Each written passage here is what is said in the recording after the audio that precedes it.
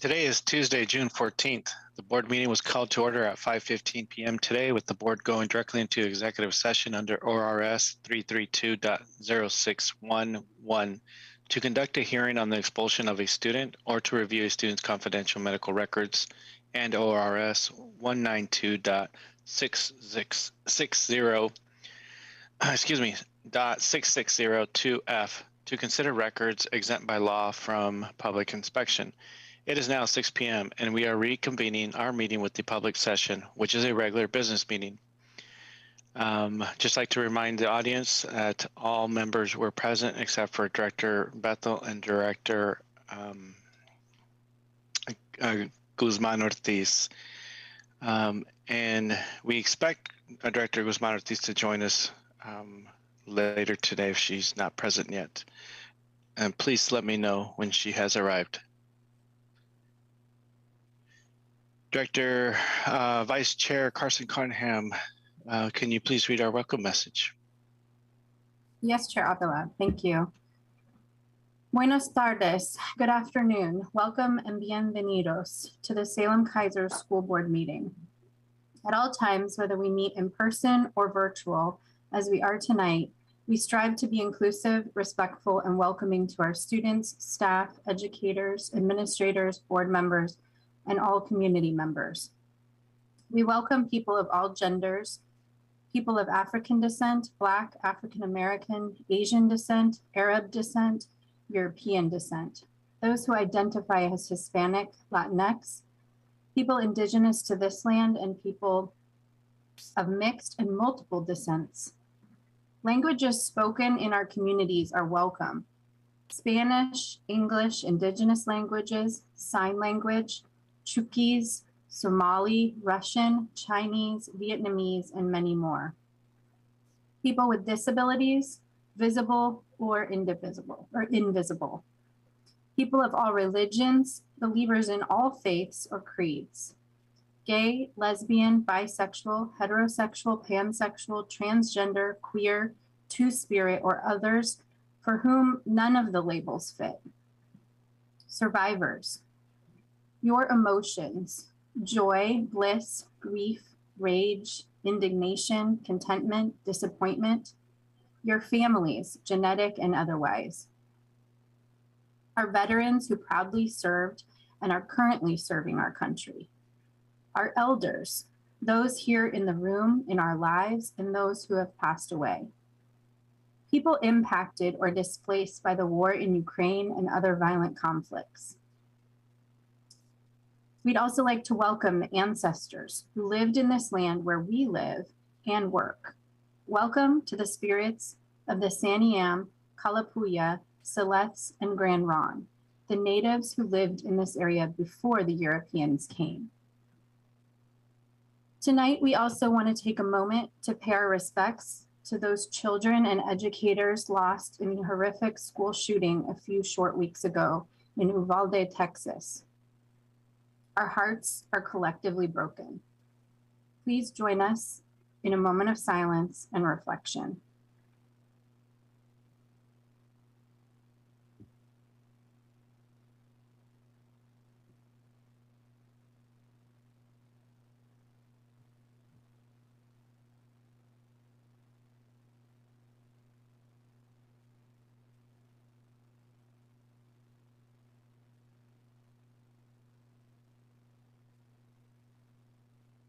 Thank you. Lastly, welcome and bienvenidos to the June 14th Salem-Keizer School Board meeting. Back to you, Chair Avila. Thank you, Vice Chair Carson Cunningham. This time I'd like to ask you all to join me in the Pledge of Allegiance.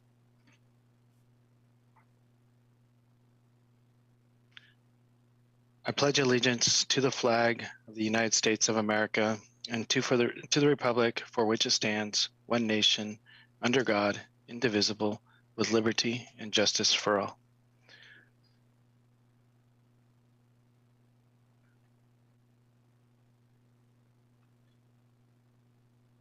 Moving on to our agenda, there are no agenda modifications at this time, so I'll turn it over to our fourth item on our agenda, to spotlights, to Superintendent Perry.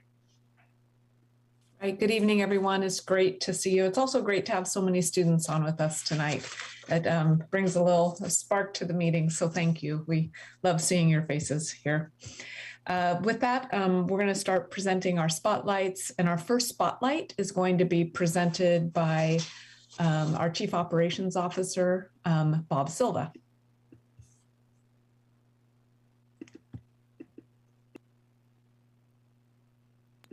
And you're muted. Sorry. It's been 2 years. I'm a slow learner.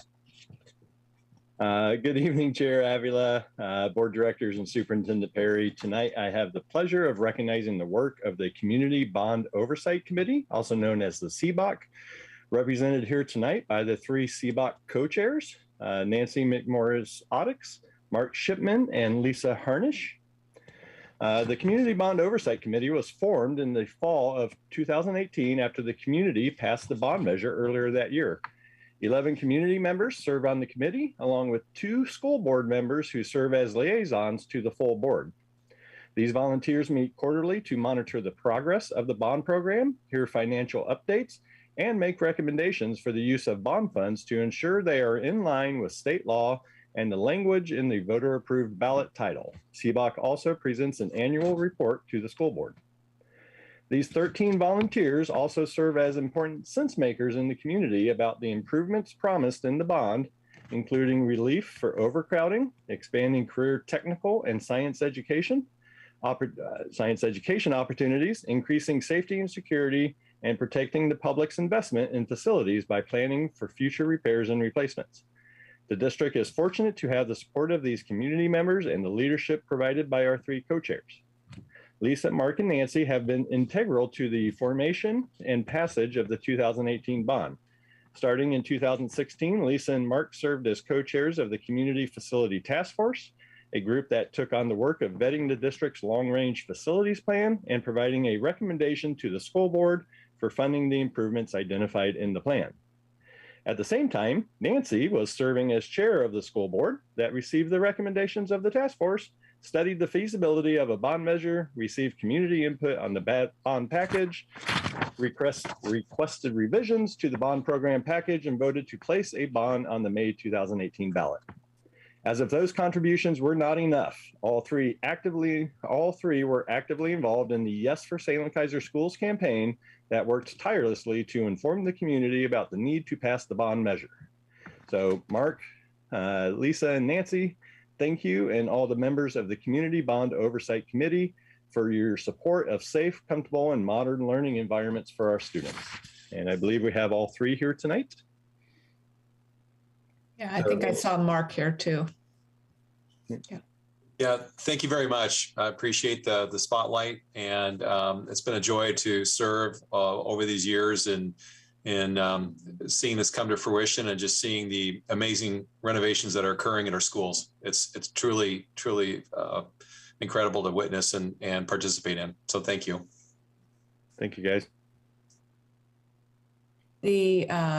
From the facilities task force to the Yes for Salem-Keizer Schools and the role on the school board now to this oversight, it's really been a nice foundation of knowledge, start to finish. So thanks for hanging with us, all 3 of you. I'll add that thank you very much for all you do and giving to your community and especially to these students. So we really appreciate it. I also want to recognize that Director Guzman-Ortiz has joined us. Continue, Superintendent Perry.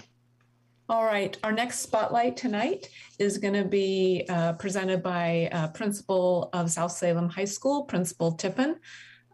For a few more days, Principal Tiffin, would you provide our next spotlight, please? Absolutely, I'd be honored to. Good evening, Chair Avila and board members and Superintendent Perry. It's a pleasure to be here with you tonight alongside recent South Salem High School graduate, Julian Holman. Julian is an exceptional student leader who has served our district for the past 3 years and for our school for the past 4. Julian recognized an opportunity for Salem-Keizer to better support trans students in our district through meaningful policy. And when asked to lead this work, Julian, as a student, stepped up and started researching and writing what would become 5 quality assurance model documents that provide necessary changes for our trans students. Throughout the years, they have continued to serve our district by training district staff, acting as a student advisor and voice, as well as working on several other opportunities. The goal of their work on the QAM documents was to improve the sense of belonging and safety for trans students at school.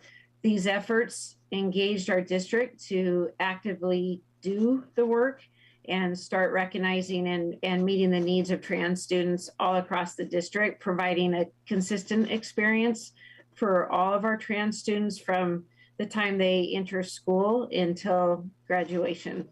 Julian is always willing to do whatever is asked to make sure our staff feel knowledgeable and ready to serve our LGBTQ plus students.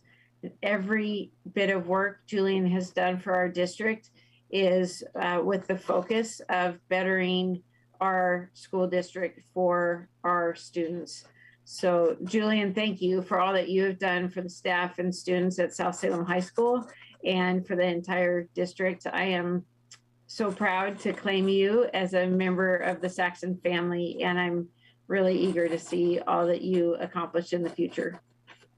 Thank you so much. Yeah, I'm so grateful to have been given this opportunity to make these changes and have such supportive staff members all around me who just kept giving me opportunities and things to really grow and make the changes that we needed to make. And so I'm just so happy to do this work that I know really, really makes a difference in the life of me as a student, all of my friends that I know, thousands of students across the district.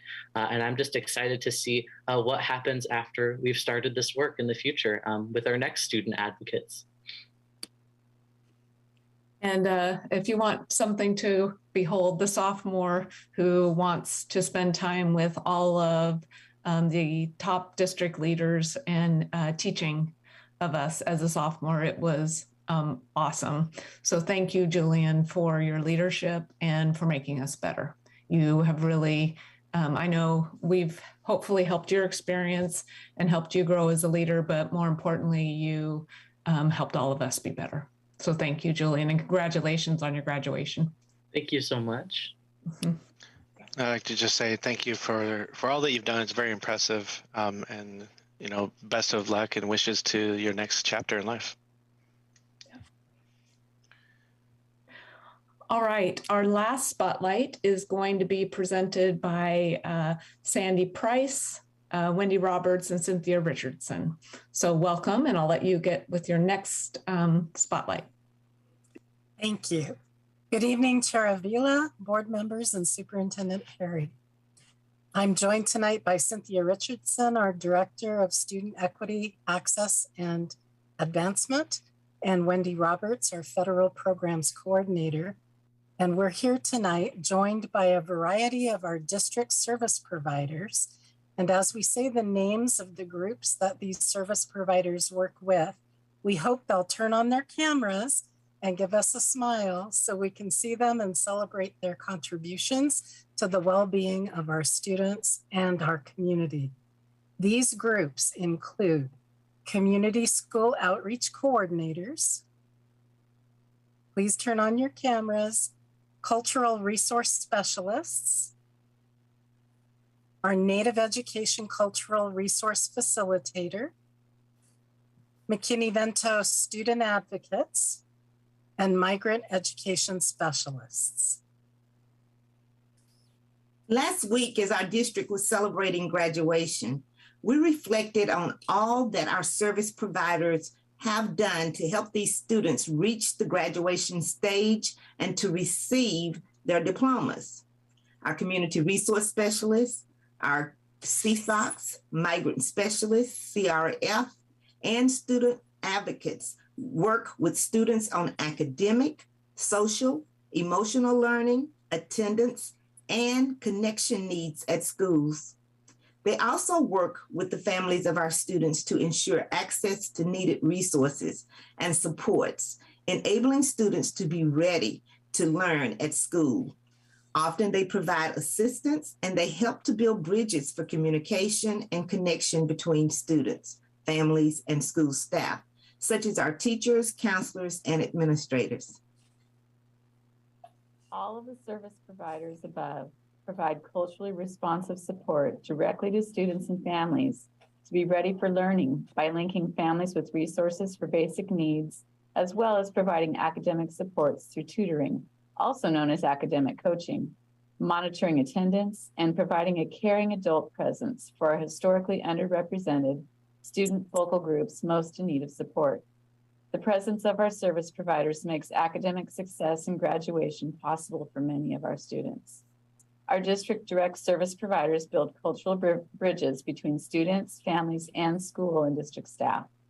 They help us grow and transform as a system in the way we welcome and serve the needs of our growing and wonderful diverse population of students. So we are extremely thankful to work alongside our district service providers. Their commitment to our students and families is something very special, and our entire community is better because of them. Thank you all very much.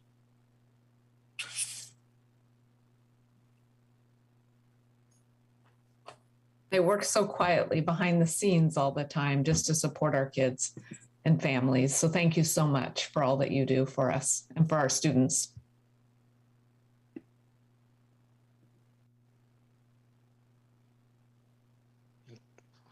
Thank you very much.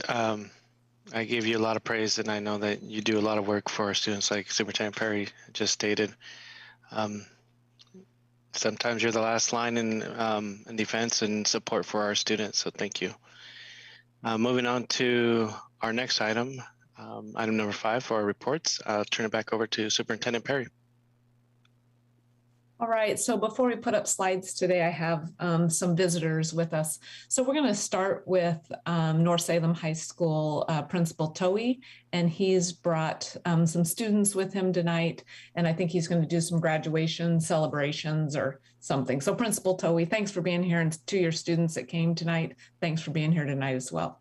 Absolutely. We're really grateful for the invitation. So for the school board, thank you for all that you do. I appreciate you. For Director Pressey, I'm so grateful for you joining us at graduation. I hope you enjoyed yourself. And also just a real quick shout out to the Kevin Walker, the elementary director, and Matt Biondi, who also joined us. It was a beautiful and rainy evening.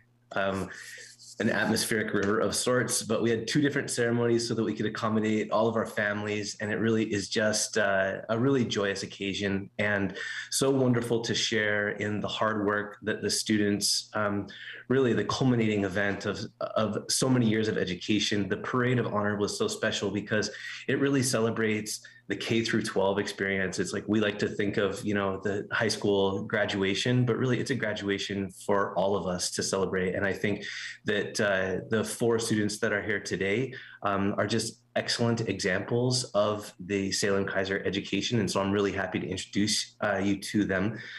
There are 4 students, and if you wouldn't mind just turning on your camera for me, there's Ari, Giselle, Isabel, and Jazia are all here this evening. And what a wonderful opportunity for them just to share just a moment of a little bit about their time at North, some of their plans so that we can all just celebrate in the joy that they experienced and due to the hard work of so many that are here this evening. So with that being said, Ari, are you here tonight, or Giselle or Isabel or Jadzia? Can you go ahead and turn your cameras on so we can just acknowledge you and hear a little bit about you?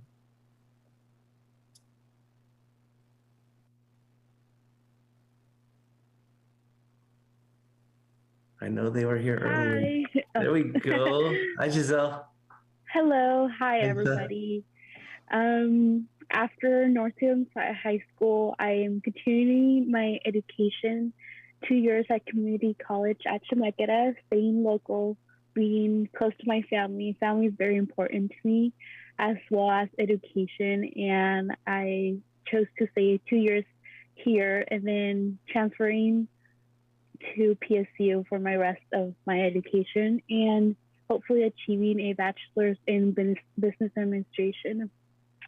North Salem High School for my 4 years, and during COVID, it was honestly one of the best times. I can tell you from the rest of my classmates that are in here, they're great students as well. I know that with like Jadzia, we've all come to a beautiful communication that North Salem has, and all the support and most importantly, our teachers have brought to us. I can't even begin to be thanking like each one of my teachers, especially Linda Mundia, which has helped us all to achieve our college careers for sure.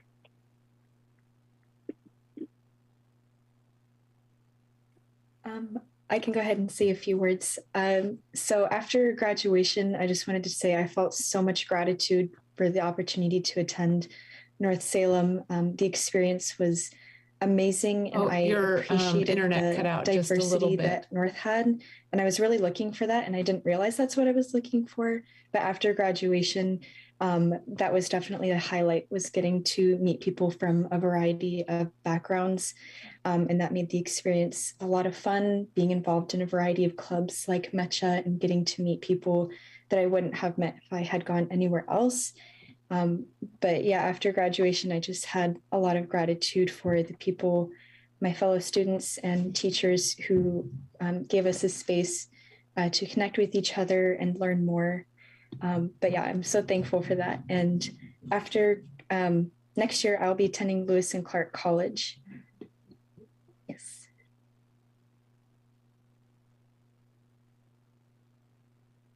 Hi, can you hear me? So my name is Issa Swain, and I am very thankful for my time at North. I feel like it's been a very unique experience. I've been a part of the cross-country and track teams, and I was also the president of the environmental club, and just the support from teachers was amazing. And next year I plan to study civil engineering at Portland State University.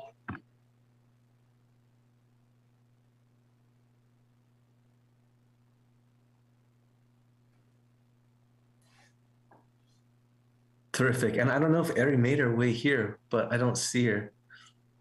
Issa, you know if she's here? Have you seen her? Okay. All right.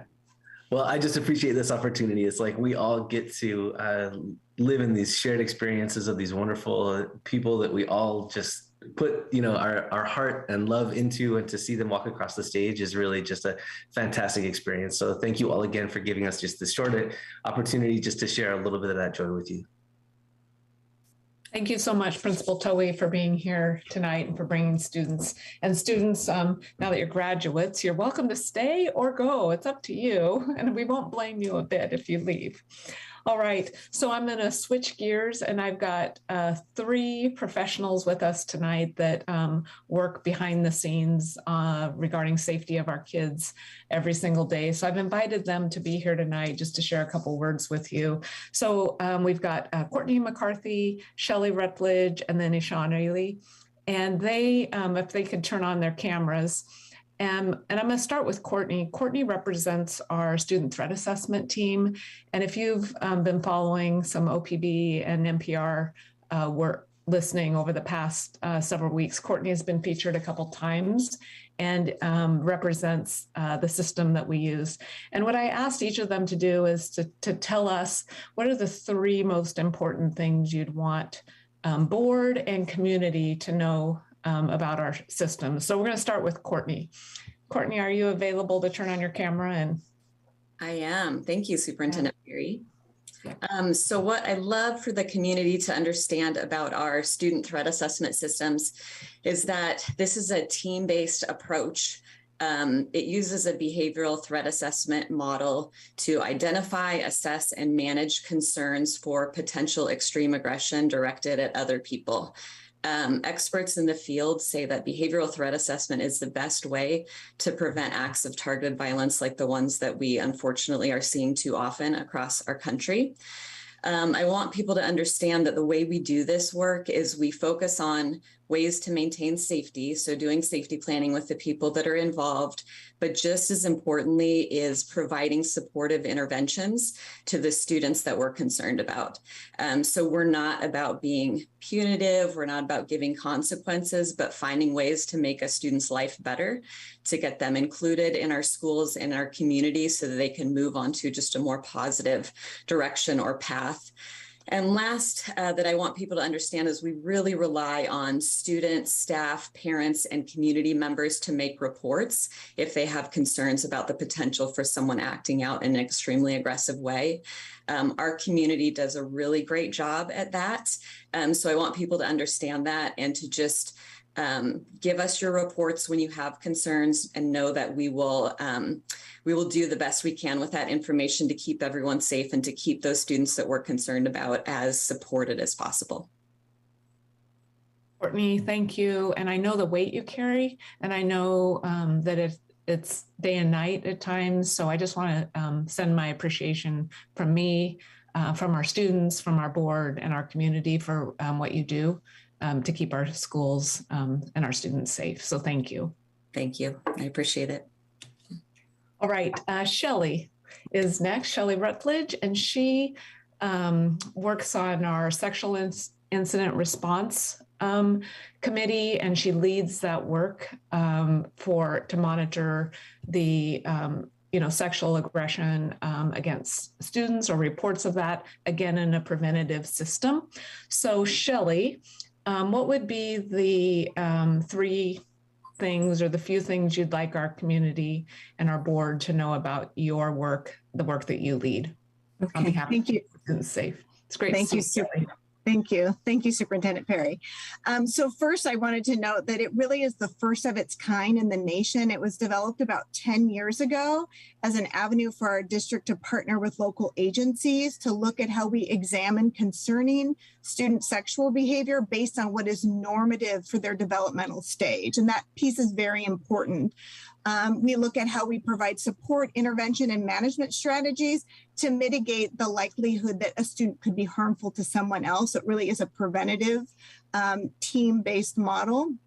I also wanted to highlight that CIRC also looks at how we support students who have been impacted by sexual harassment in our buildings through resources and other supports to make sure that they're fully accessing all of their educational opportunities. And lastly, just a little nod to Salem-Keizer's legacy as being innovative.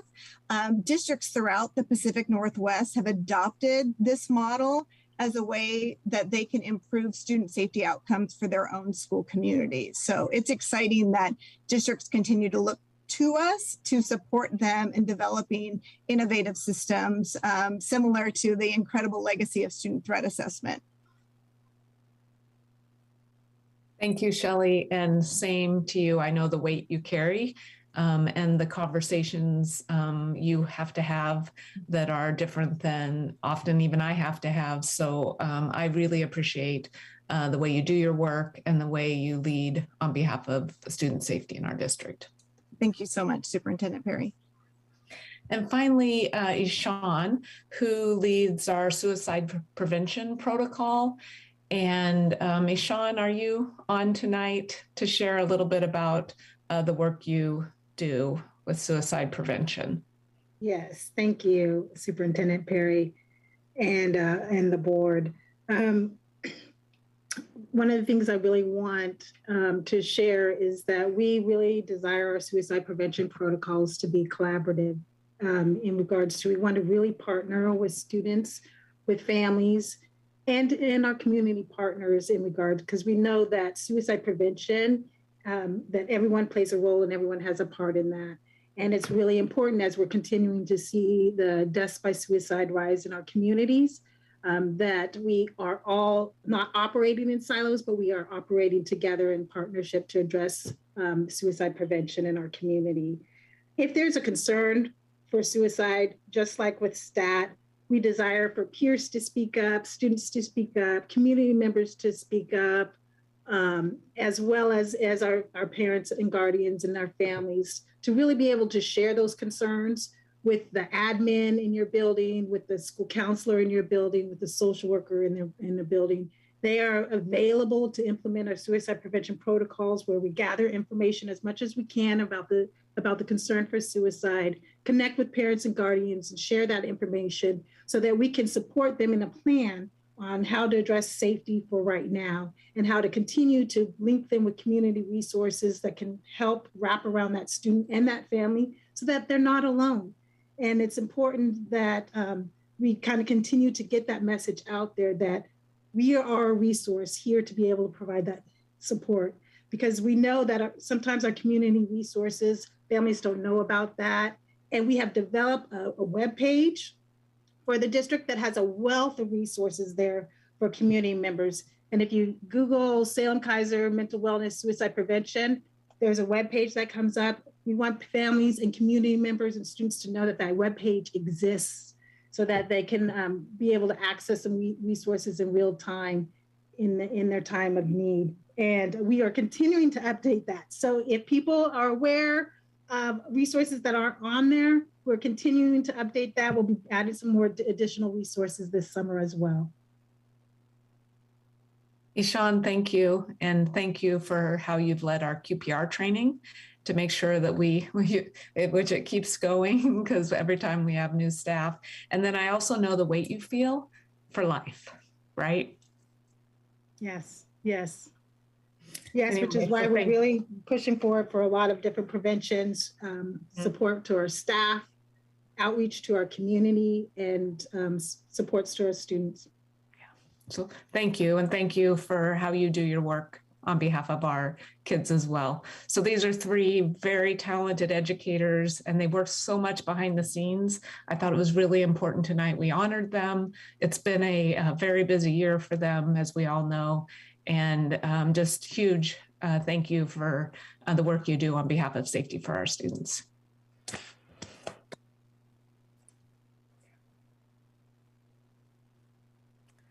All right, and then I'm going to go to one more. You know, tonight's Grace's last night with us.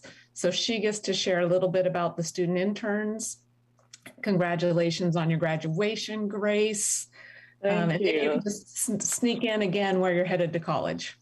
Okay, well, I'll start with the student interns because that's more exciting at the end. So this year is exciting because this was the first year, and you might have noticed on the Salem-Keizer Instagram, this is the first year that Salem-Keizer has launched a student insider. And basically student insider is kind of like we have like a parent one too, but this one's specifically for students. It's made by students. You always see Paul and Dara, who are also interns for Salem-Keizer. And it's like an update for students. It could be anything from updates from, the school board. It could be events going around schools. It could be community events. And we were working on it a very long time this year. We had to do many meetings, and I got to take part in the meetings, but I didn't do the videoing for Salem-Keizer, but it was cool seeing how the process took place, because we had all these meetings and then we had the scripts done, and then they got to film. We did 2, which was good, 2 this year. So hopefully next year they get to have more. But for me next year, I am committed to Dartmouth, and I'm still planning on studying social work law somewhere in there, something like that. Awesome. Thank you, Grace. And thanks for your leadership. This year, we're going to miss you. We'll replace you with 2 fabulous students. Yes. You got great people coming in. We do have great people, but that's in part because you've helped mentor people along the way too. So thank you, Grace, for hanging in there with all these long meetings this year. No worries. Yeah, and your leadership with students. In my, as Ethan's pulling up a few slides, there is a video with our student interns, but I'm going to ask Director McDaniel to send that to you in email, and also to send to you an email our Juneteenth video, since we spent a little more time hearing from people today during the superintendent's report. And I'm just going to walk through, a security alert. There we go, Ethan. It's one of those kind of days. I'm just going to walk you through a few graduation pictures. It is a moment in time to celebrate all that this group of kids has accomplished. They were sophomores in the March of 2020. There's our student interns, and we'll send you the video. So go ahead and go to the next one.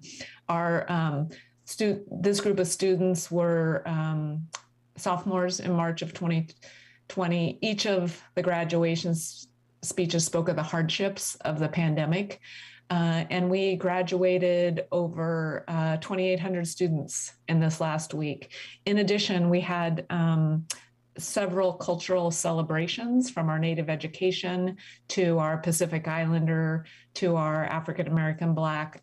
I'm going to let the directors who attended those talk about them, the community transition program graduations, because I know you went and I know how impactful they are. So if you just want to look at faces for a minute, and this group of students, I got to tell you, this early college high school student, Aaron, back there, he gave one of the best graduation speeches I've heard, in part because he has such a great booming voice. And in the middle of it, he sang a Bob Marley song. So it was awesome. And you can see that spark in his little eyes right there. Next, we're at Sprague and West. Both were in the pavilion this year. Sprague High School traditionally has their graduation ceremony out on the field, but it's under construction. So they ended up in the pavilion as well. And maybe because of the atmospheric river, they were excited to be in the pavilion. Then we had North and South, who absolutely got drenched. So you think wildfires, ice storm, pandemic, and an atmospheric river. This class really got all of it. And then also we had North and McNary. McNary had 4 graduation ceremonies. They were originally set to be on their football field, and they had 4. They wanted their graduates to bring as many people as they wanted to. And then at the end of the night before graduation, they moved inside. And so because they had 4, they could do that. And I think they're super thankful that they were inside. Huge shout out to our high schools, but also every educator in the system who is a part of getting kids to graduation. It's a time to celebrate and a time to be extremely thankful for the educators and how they show up for our students. All right, so I'm going to move away from graduations. This is our Salem-Keizer Area Transportation Studies Scats art contest. And these are the winners. They will be featured in the calendar that will be coming out. You'll probably get a copy. We asked if the Auburn students' head really wasn't in the picture. It's really true, not, but these were, so I don't think that was cut off, but we'll see for sure when we get the calendar. Just some great art by all elementary students. And you can see the representation from across the district, from Auburn to Miller to Swigel to McKinley to Bush. And Hayesville's on there as well, and Yoshikai. So congratulations to our young artists who took a chance and entered their artwork and were winners and will be featured in the calendars. Usually we get copies of them, and I'll make sure that you get one. All right. Last thing before I go one more, and we'll send out the video on the bond celebrations. Sprague Soccer spent a little time with our students in our preschool, our Head Start programs.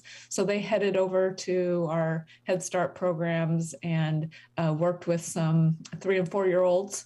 And I think that's such a great model for helping kids see themselves and what they can do when they're older. So thanks to our Sprague soccer team for doing that. All right, switching gear to something I think is exciting yet less celebratory than graduations. Next year, we will be embarking on our integrated needs assessment again for more veteran board members. If you think about the SIA stakeholder engagement, this engagement this time is embedded within an integrated needs assessment.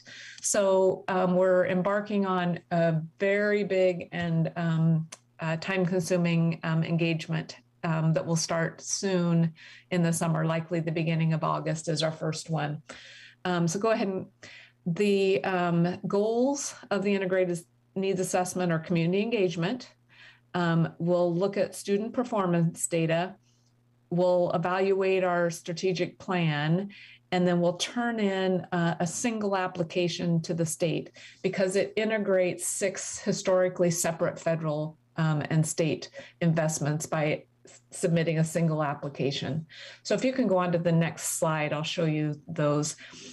The high school success, we used to know this as Measure 98, but high school success, student investment account, our SIP, or our continuous improvement planning, career and technical education, or Perkins funding, which is federal, Everyday Matters, which is an attendance sub-grant, and then early indicators and intervention systems. So it takes those 6 that used to be separate programs, separate funding streams, and pulls them together into a single application and a process for stakeholder engagement. Important in that process is that we focus on a certain number of our groups of students. So next slide. This is our focus student groups, and this is required in the guidance that we focus on these particular students. You'll see some of them, if you're a more veteran board member from last time, like the emerging bilingual students was a focus group last time. But interestingly, I think our students who have recently arrived weren't required as a focus group. And then I'm not sure that LGBTQ plus IA students were a focal group either. And some of these groups of students, we also don't always have a way to identify them within the system. So these are the focus groups that when we go out to do both the looking at the data around performance and our engagement, that we have to be sure that we've focused directly on these groups and elevated the achievement and what we hear from these groups. There'll also be some other groups that we interact with. Our all student group, some of our business partners. We'll do a tribal consultation through this as well and interact with our tribes and our parent advisory committee. But it launches this kind of really intense 3 or 4 months engagement process as a part of it. One of the things I'm embedding within this is to do some beginning work around our vision statement. It's been on our list. It was coming up next after, and then we had the pandemic. So our current vision statement, all students graduate prepared for a successful life. We're going to do some asking about that in the word cloud type thing about trying to see if we need to rejuvenate that vision. So we'll embed that into the stakeholder engagement. So it begins in August, and it will include, by the time we get through this whole integrated needs assessment, we'll have an updated strategic plan and feedback on our vision statement, and then we'll have that integrated application submitted to the state for SIA, high school success, and all of those six historically separate grants. We are going to ask for board member involvement. As soon as we begin getting this on the schedule, I'll work with board leadership to figure out the best way to get involvement from you. It would be ideal that we had every session with at least one board member that would be there as listeners, be there as greeters. Director Kylo did a lot of that last time. He made sure every single one of those was covered with a board member. So as soon as we begin getting the schedule, I'll start asking to get volunteers to go to those groups and be listeners at those times. All right, and then switching gears one more time, we are recognizing the Monday, June 20th as a district holiday. It will be a closed day and a paid holiday for our employees.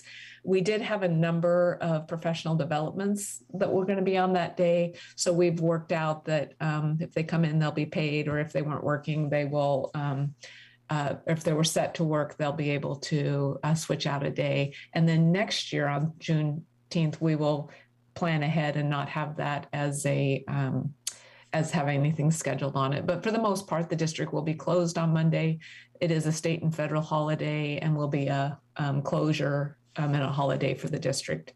We have a great YouTube video on Juneteenth. I'm going to ask Director McDaniels to place that in an email to you. It's great to share. It'd be great to share on your social media. It's just a couple minutes long, and a great way to for people to understand the meaning of Juneteenth and why we're celebrating it as a holiday.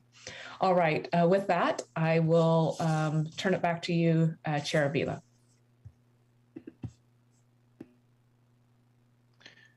Thank you very much. A lot of great information, a lot of great guests that we have today. Really appreciate you all being here today with us and all the work that you're doing. This will move us into our next agenda item, 6, which is our public comment. And just want to remind our callers that we have selected, and our entire community, that we have selected speakers at random. We have both Zoom and phone callers today. As the agenda is long and we have additional comment to hear during the budget hearing on the agenda, we have allotted 30 minutes for public comment on agenda items only. This information was noted on the agenda and in the sign-up form. Each caller has 3 minutes with an additional 3 minutes for translation if needed. Please state your name and city of residence for the record. We have a countdown timer on screen for monitoring the time. The timer counts down from 3 minutes. At 30 seconds, it turns from green to yellow. At 1 second, it turns red and plays a short bell to signal time is up. Please be mindful of your pace for our interpreters. As a reminder, all board members received the written comment, which will be posted to the website. For those people we weren't able to hear from tonight, we welcome you to email the school board using the link on our website. As a quick note, before we get the first caller on the line, those who signed up to speak only on the 22-23 budget will be heard during the budget hearing following our break after this section of public comment. May we please get the first caller on the line? Yes, so our first caller tonight Chair is... Avila, sorry, just 1 second, Jordan. Of course. Yes. I just wanted to clarify, we do have the simultaneous translation option, right, tonight, so that if you select it at the bottom of your Zoom, you can, if someone is providing us public comment in Spanish, it will provide us with the English, vice versa, just to remind everyone so that we wouldn't need to do 2 3-minute sessions for someone if they're speaking in Spanish. Thank you. Vice Chair Carson Cunningham, please proceed. Our first caller tonight is Roberto. Roberto, are you able to unmute? Yes, can you hear me? Yes, we can. All right. Good afternoon. My name is La Solteca, and I refuse to give any more information because it's worth a reminder that white supremacy still exists here at the school board in the form of members and as an institution. I would like to declare my support for the LGBTQIA+ Pride Proclamation, and I also would insist that this board approve the proclamation. I do, however, have several concerns that interfere with this approval. First and foremost, there are several members of this board, namely Marty Hine and Daniel Bethel, who have openly expressed their transphobic and homophobic beliefs. Additionally, there are a great deal of people in the school district that support these board members because of their own homophobic and transphobic beliefs. Beyond showing public approval of the LGBTQIA+ Pride Proclamation, this entire board must uplift LGBTQIA+ students with material changes, such as investing in gender and culturally affirming wellness and education programming designed specifically for their safety, and greater access to gender-neutral restrooms, as well as greater access to the preferred restrooms that affirm their identity. Regarding the current 2022 to 2023 budget, I wish to say that although there are investments into mental health, I'd like to point out that during Pride Month, there should be investments in gender and culturally affirming healthcare spaces for students that, in many ways, are disproportionately impacted by a lack of healthcare. This investment should be coming from the $1 million taken from SROs and actually invested into something that would help students in both the short term and the long term. Furthermore, this board should remove funding in surveillance and security. LGBTQIA+ students of color especially are the targets of racial and gendered surveillance, and adding more security only adds to their detriment in and outside of school. In doing so, this board must consider investing into dual language programs that empower bilingual students to have the opportunity to learn in both English and their original language. Failing to do so continues disparities in education, graduation, and more importantly, results in higher criminalization and surveillance. Students of color, LGBTQIA+ students, and especially LGBTQIA+ students of color deserve to, for one, feel comfortable at school. One of the preliminary steps is to make sure that this board, as school officials, do not allow racist, transphobic, homophobic, xenophobic, or any form of hate speech, and for that to be allowed in public comment. In turn, I would like to see a reopening to in-person testimonies and more time for public comment so that voices of marginalized communities can be heard and seen. Finally, I would like to remind this board that equating the advocacy for social justice with testimonies that enforce hate speech is not only white supremacy in of itself, but ignores the difference between demanding change to a system that is actively hurting. Thank you, Roberto. That is your time. Roberto, thank you very much for your time. Next caller, please.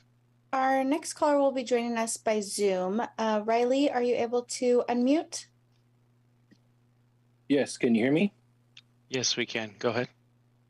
This is going to seem kind of random, but seeing as how many times I've tried to testify but could never get on, I'll give you the high points for a few things that have built up. For over 13 years, I've asked numerous times to be a part of focus groups, task forces, committees, and various other groups that are to contribute a parent's perspective on the way that kids are taught, the way my kids were taught. Not once was I ever taken up on it, and I know I'm not alone. Leaders within the district and school administration, including you, Superintendent Perry, have personally responded to tell me that I will be a part of some sort of effort to be involved, always for something, quote, coming soon, only to have those offers disappear. Yet time and time again, the same activists from the same so-called nonprofits keep showing up on those groups. I've heard others say, it feels like the district just assumes parents don't care. Well, I cared. I know others care. And it really makes me wonder how a well-meaning parent is supposed to be involved. All congratulations to the class of 2022. I mean it. You guys did awesome work, and it's awesome that you got to this point. But we have seemingly forgotten the last two graduating classes before them that got shafted. Have you tried to learn anything from the experiment you played on those kids? Those kids, now young adults, lost out, and the people who were directly responsible for the decisions to take away all the things they looked forward to for 12 years have all moved on, apparently absolving themselves of any sort of responsibility. I feel like I was screaming at a brick wall to even get these kids yard signs celebrating their graduation, which they were told at one point that weren't happening. And I don't even know if my abdicating had any effect, but they did eventually get those yard signs, which are still a poor replacement for things like senior crowns, a real senior banquet, and prom. Just before graduation this year, Sprague's Instagram account for seniors advertised just the last 4 days worth of activities for graduates. My daughter, who graduated last year, responded, "They're getting to do more in those 4 days than we got to do all year." After my oldest graduated from Sprague last year, I pulled my other two children. I can't believe I waited that long. If you're thinking about it, take it from someone who fought the idea for years. Do whatever you can to make it happen. Where my kids were struggling even before COVID, a sane, performance-driven methodology has proven to not only catch them up, but turn their most difficult subjects into their best subjects. Your methods are broken. You've lost the plot. You're following too many special interest groups and leaving behind the one special interest group that matters, kids. Get back to the basics of what school is about and get past your own little political pipe dreams. Shame on you for using our kids as fodder. And bring back SROs. Talking points that might be cited tonight on this, they're from a study that has been thoroughly debunked. It's just common sense. Since removing SROs, things in Salem have gotten worse. We've had close calls in Salem just in the past couple of weeks. Protect our kids. Thank you, Riley. Next caller, please. Our next caller is Elizabeth. Elizabeth, are you able to unmute? Hi, can you hear me okay? Yes, we can. Go ahead. Thank you. My name is Elizabeth, and I am a community member and former district employee. I support the LGBTQ plus Pride Month proclamation and appreciate that this district has taken some actions in attempt to better supporting LGBTQIA plus students and staff. I appreciate that this document credits Stonewall at the beginning of what we now know as Pride Month. I would like to call into the room, however, that actions taken in this boardroom and district cause me to believe that very few people in this space would actually support Stonewall if we were in that space and time. Stonewall was a community response to sustained systematic police violence. We are celebrating a time when people fought back directly at police who continuously targeted their community. Stonewall is at times described as a riot, as a protest, as a rebellion, and as an uprising, and without this courageous direct action that utterly shook the status quo, we would not be celebrating Pride today. In this district, it took years of survivors of police violence showing up to these meetings for this district and Christy Perry to end the SRO contract. Ending this contract doesn't stop police from being in and around schools and doesn't stop security professionals and district employees from using the same tools police use. It ended what was essentially a redundancy. It ended what was created as a PR tactic. It was a good choice in the right direction, but truly a small step. Schools have been systematically defunded throughout the years, and through this action, our district reclaimed some funding. Christy Perry then decided to use that funding to reinvest in a different type of policing. Survivors of policing and community members at large have communicated repeatedly through personal stories, through sharing from peer-reviewed research, through sharing local and national data, through sharing current events, how to begin breaking down this violent system of policing and how to take steps towards community healing and sustained support. And this district is simply not doing it. While I'm glad this district is attempting to openly celebrate and support Pride, I'm asking you to show deeper solidarity through transformative action. One place this starts is with what you are investing in. Reinvest all $1 million that are not going to redundant policing into holistic health supports, as student survivors have asked repeatedly for years. Once again, I must remind us all that both Marty Hayen and Daniel Bethel act repeatedly in open support of white supremacy and anti-LGBTQIA plus policies and behaviors. They must resign. Thank you. Thank you. Next caller, please. Our next caller is Luis. Luis, are you able to unmute? Hi, my name is Luis, and I wanted to start this testimony by supporting Pride Month and recognizing the LGBTQ plus students and teachers who make up the school district. In honor of Pride Month, our school district must do all that they can in their power to protect our LGBTQ youth. This includes providing gender-neutral bathrooms, allowing youth to use the restrooms that they identify with, having more materials and literature from queer authors, and removing systems of discipline that target and affect our LGBTQ plus youth. Historically, the Salem-Keizer School District has done a horrible job in providing a welcoming environment for our queer students. And this is even reflective of a few school board members who are present here today. Marty Hayen and Daniel Bethel in past school board meetings have expressed their overt resentment towards the LGBTQ plus community, and they have made it very clear that they are transphobic and homophobic towards queer issues and queer students. With the damage that they have done and the damage that they continue to perpetrate, they should resign as school board members for their maliciousness against our youth. The second thing that I wanted to bring up in this testimony was bringing up the proposed budget, but also advocating my support towards culturally responsive education, mental health support, and reinvesting the full $1 million previously used on SROs into systems of healing. This is an issue that has been going on for way too long, and administration and the superintendent keep dragging around the bush with this issue, but it's urgent and our community doesn't need more security. What we need is more mental health support. With these funds, the school district really has the potential to make long-lasting changes such as creating wellness rooms in all schools, hiring more counselors and psychologists, more BIPOC teachers, even having the potential of opening up healthcare buildings in the school districts. And lastly, I just wanted to emphasize my support on the dual language program.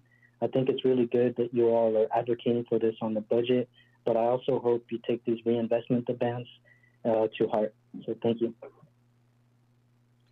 Thank you. Next caller, Jordan. Awesome. Our next caller is Nayeli. Nayeli, are you able to unmute? Yes. Can you hear me? Yes, go ahead. Hello. Hello, board members of the Salem-Keizer School District. My name is Nayeli, and I am a former graduate. Today, I am calling for many reasons, starting with support for the Pride Month proclamation, while making the point that passing it without real change is performative at its peak, and also that Pride was started by a Black trans woman in 1969 as a riot against police and police brutality. Supporting this proclamation uplifts historically marginalized communities, but so does allowing students to use the restroom of their choice with the option of an easily accessible gender-neutral restroom and to play in the sports of their preferred gender. I also hope to remind you this Pride Month that Marty Hine and Daniel Bezos have both expressed transphobic and homophobic sentiment, and they must show public accountability beyond the proclamation. We are watching. I also would like to support the current proposed budget. This budget is taking a good step forward in reinvesting into mental health resources. However, we as a community continue waiting for the full $1 million SRO budget fund to go into our students. Police do not keep us safe. They never have here, and it was recently proven in Uvalde that they never have anywhere. In fact, research from the JAMA network shows that the rate of deaths was 2.83 times higher in schools which had an armed guard present. Look it up. This isn't speculation, it is fact. Police did not keep students safe, and adding extra security does nothing to keep our students safe. In actuality, having this extra security just increases the impact of the school-to-prison pipeline on Black, Indigenous, and students of color. Another study in 2013 by Texas State shows that out of 160 mass shootings, there were 25 that were school shootings, and not one was stopped by on-site police or guards. Do not let the fear-mongering steer you in the wrong direction. Police and security are not protecting. They are continuing oppression. Finally, it would be great if my peers and I could have the opportunity to testify in public again, with the guarantee that you, the board, would keep us safe from racism, transphobia, homophobia, xenophobia, or any other hate speech and action. Thank you. Thank you. Next caller, please. Our next caller is Alex. Alex, are you able to unmute? Yes, can you hear me? Let's go ahead and get started. All right. Hi, my name is Alex, and that's the further information I will be giving due to the white supremacy on the board and also the white supremacists on this meeting. I currently want to bring up the budget that includes important investments in mental health. However, our community continues to wait for the $1 million SRO dollars to be fully reinvested into education. We don't need more security. We need mental health support. We need education and support and other wellness supports for students. The $1 million could fund and can be funded into healthcare centers provided for gender and culturally affirming healthcare for students, and also often the lack of access to healthcare. Additionally, we support investing in dual language programs to uplift bilingual students to be able to learn in both English and their original language. And I also want to bring up the importance of having in-person testimonies and to be reopened it up with more time to be able to do public comment. BIPOC students, parents, and community members have the right to feel safe in their schools, and when participating in related activities such as during school board meetings, their safety must be prioritized by the school members and also school district staff. This means racism, transphobia, homophobia, xenophobic, and their hate speech and actions cannot be and it shouldn't be allowed in the public comment. Reminder that Osvaldo and Ashley Carson and the school board members are the advocates for social justice and that they're period of white supremacists who constantly testify a hate speech. And I also want to bring the importance of also bringing students into the conversation when talking about budgets, especially when we have these parents who are coming with their ideologies of bigotry and homophobic and transphobic comments. I think it's important to bring students who are directly affected by these issues we're talking about, especially when funding our schools. A lot of students are talking about bringing mental health, ending school policing, but yet there is nothing being done by Christy Perry. The importance, like I said, the importance of bringing these students in these spaces and allowing them to have that space is very important, especially when you're trying to be anti-racist. And being anti-racist means to be able to allow BIPOC students to have that part in the conversation, and to make decisions that do not allow you to police and imprison students. Christy Perry has been doing that since 2014. And I want to remind you, since 2014, she's been funding police to be in our schools. And recently it just ended. And I want to keep it that way, and it needs to stay that way. Our students are fighting to tell Superintendent that this is what we need, is no more policing, education over policing, more counselors, more social workers, and stuff like that. I think it's important to be able to listen to students today. Thank you. Thank you. Next caller, please. Our next caller will be joining us by Zoom. Christy, are you able to unmute?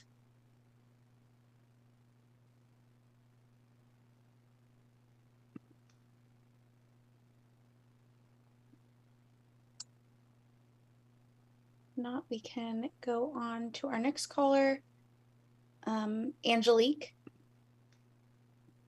Angelique, are you able to unmute? Hello, can you hear me? Yes, go ahead. Hello, my name is Angelique, and I will not be saying any more information about myself due to the fact that there are white supremacists on this school board and watching this meeting. I'm testifying today in support of marginalized students in the school district, namely students of color, low-income students, and LGBTQIA+ students.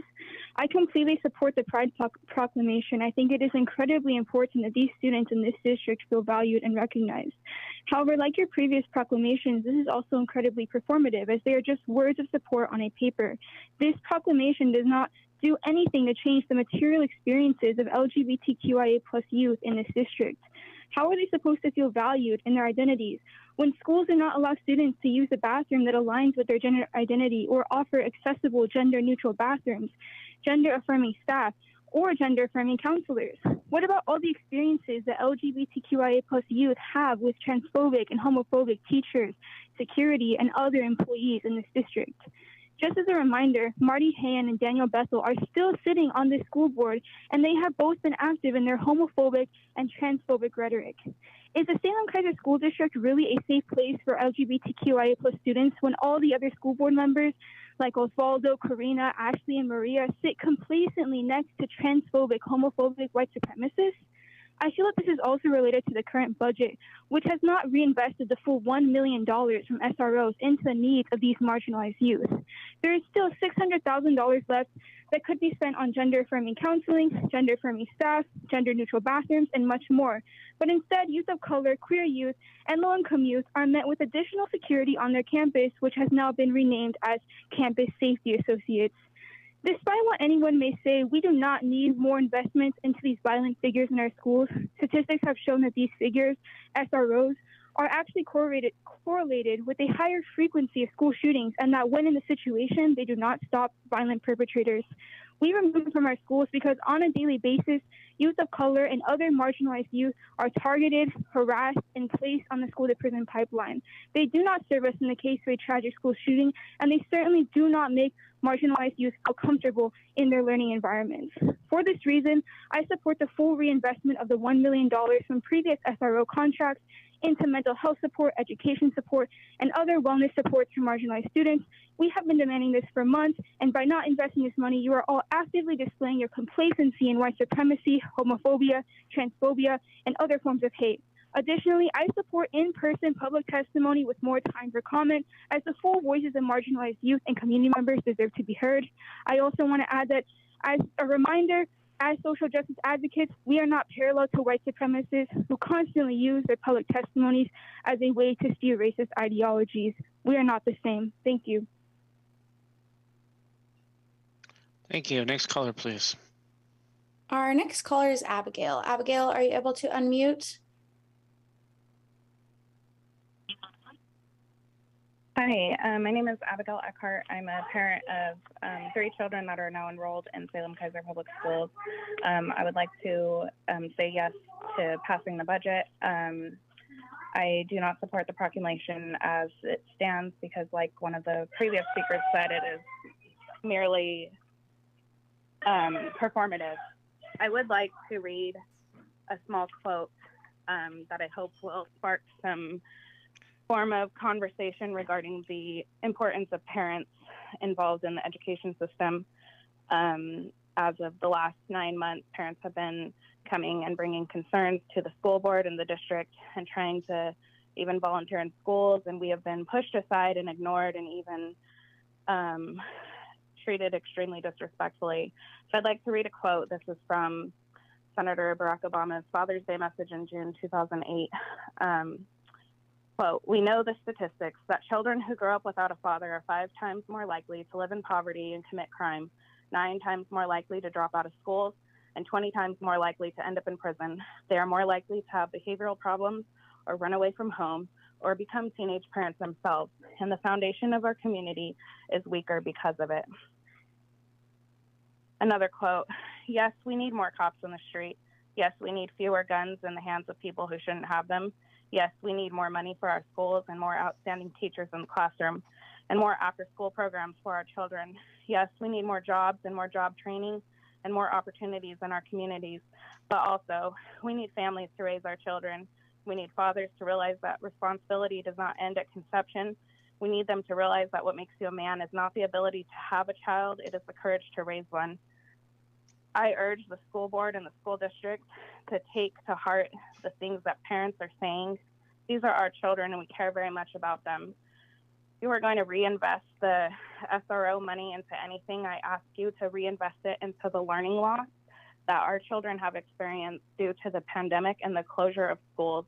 If anything, those are the children that are suffering the most, whether they are red, black, white, or whatever they identify as. They are suffering, and I know it because I have a child who is behind, who has suffered a severe learning loss and is struggling because of the school closures. And as a parent, I'm urging you, and I'm urging members who are listening, whether what side of the spectrum you fall on, it is more than just having a sign in your yard. It's actually having conversations about racism and homophobia that are concrete and respectful. We will never get anywhere as a society if we don't stand up and be responsible and be respectful and listen to each other. All of this name calling and labeling everything as hate or homophobia is not helping, as I've learned recently. Thank you, Abigail. Appreciate it. Thank you. We have time for about 2 more callers, so just a reminder to please keep your pace a little bit slower for our translators. Our next caller will be joining us by Zoom. Linda, are you able to unmute?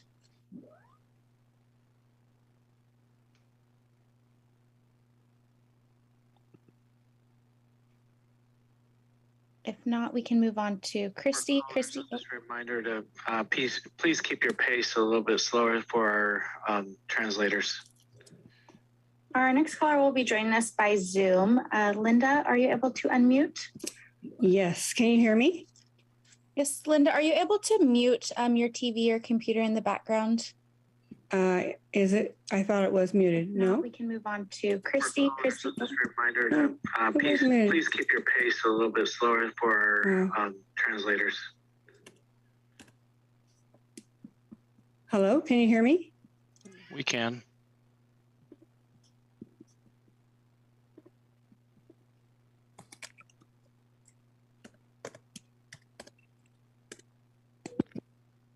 Linda, we can hear you.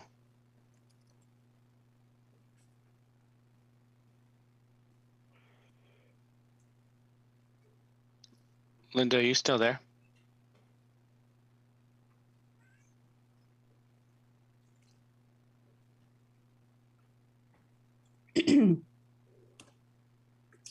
Linda, we heard you. Hello, Linda, can you hear me? Hear you. Okay, good. Thank you. Good evening, School Board Chair Avila, Directors, and Superintendent Perry. My name Linda, is... are you still there? Yes, can you hear me? Yeah, it sounds like, Linda, it sounds like you have a secondary computer or going on that it's catching up and playing in the back. We heard you. Can you hear me? Can you hear me? Hear you. Okay, good. Thank you.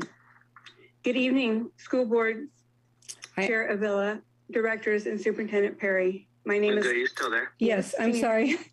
Okay. It sounds like, Linda, it sounds like you have a secondary computer or. I just have a computer going on that on it's catching up. that I'm And playing talking. in the back. We heard you. Can you hear me? Can you hear me? Hear you. Okay, good. Thank you. Good evening, School Board. It keeps Chair repeating. Avila, I'm not doing Directors, and anything. Superintendent Perry. My name Linda, is. are you still there? Yes, I'm sorry. Okay. Okay. I'm just going to proceed. I hope you can hear me. This is LGBTQ plus Pride Month, specifically celebrating the LGBTQ plus community. People who are two-spirit, lesbian, gay, bisexual, transgender, queer, pansexual, asexual, gender fluid, non-binary, intersex, and many other identities. And I'm trying to figure out, why are we celebrating sexual preferences at school? Why is every single thing today about sex and sexual identity? This is school, and you are failing abysmally at giving our children a quality education. There's a finite amount of time to teach, and you are spending precious moments on the wrong agenda. I am not hating on the LGBTQ community. I'm not transphobic. I just don't think it belongs at school. There is nothing but crippling devastation that will come from planting in every child's mind that they were born in the wrong body and that they need to fix how they were born. The Welcoming Schools page says, when students feel safe to express their identities across the gender spectrum, they will be more prepared to learn and thrive in your school. I strongly disagree, and I think the outcomes seen at schools this year show that CSE and transformative justice policies, all under the equity lens, is creating more problems, more chaos, more unwelcome and unsafe classrooms, adding to the already normal confusion that fills a child's mind as they grow up. You are pushing a radical agenda that is sexualizing children and robbing them of their childhoods. You talk about respect and authentic expression, yet you're introducing to 5-year-olds the possibility that they are born in the wrong body. How disrespectful is that? Sex is for adults, not children. Sex ed is supposed to be age appropriate and medically necessary. Yet comprehensive sex ed, or CSE, and social emotional learning that you've implemented this year without consulting parents goes way beyond that. CSE and CEL remove all social standards for behavior and are grooming children. You are over-informing them and setting them up to be pornographic addicts forever. Do you know how difficult it is for young adults, adolescents who have real relationships, to have real relationships when they are addicted to porn? Why is this information necessary? And why can't you be honest and transparent with parents in the community? The school libraries have pornographic books available for children, genderqueer, a comic book teaching how gay men pleasure one another. The surveys you insist on giving students introduce them to subjects they have no business knowing about: anal sex, gay sex, masturbation, bisexual, how to pleasure themselves better, and others. Great schools are promoting books praising transgenderism in young children. Children, mind you, who shouldn't be worried about anything but sex. Thank you, Linda. Passing out gender pronouns. Thank you, Linda. They, them. Your time is up, Linda. Bun self. Dog. Thank you very much. Our next caller is Christy. Christy, are you able to unmute? Hello, yes. Can you hear me? Yes, we can. Go ahead. Hi, I'm Christy Tomlin, and I'm a parent of one former Salem-Keizer student and 2 current students. I've also been a teacher for 16 years here in the district. This is my 3rd consecutive time signing up to speak, but only tonight was I called upon. I've emailed countless times since 2019. I've also had lots and lots of meetings on the topic of disrupted learning, school safety, and violence. I've submitted testimony time and time again about our school safety. What is happening is that violence is being normalized. Children are being harmed. The hallways and campuses are not safe places for children to learn. We've systematically removed safety and educational supports under the guise of systemic racism and the false belief that consequences for actions harm students of color. Where is the data on restorative justice effectiveness? It doesn't exist because the data and facts do not support the district's claim and direction. The recent data shows just the opposite. We've had a sharp increase in discipline, violence, and arrests on campus. Please be forthcoming and transparent with the instances of violence on the campuses. Release the data, and it will prove how ineffective and damaging the removal of SROs has been. A move not originally supported by data anyway. It was a move that arose from pressure from LUS and activist groups with political agendas. Those exact people that have been name calling this whole entire meeting. Removing consequences and standards and lowering the bar isn't working. Kids cannot learn in mismanaged, unruly, violent schools where there are no consequences. Kids need boundaries, they need rules, they need structure, and you can help them, board and superintendent, or you can continue to harm them, which you have for 18 months. We're suffering the consequences of systematically lowering the bar.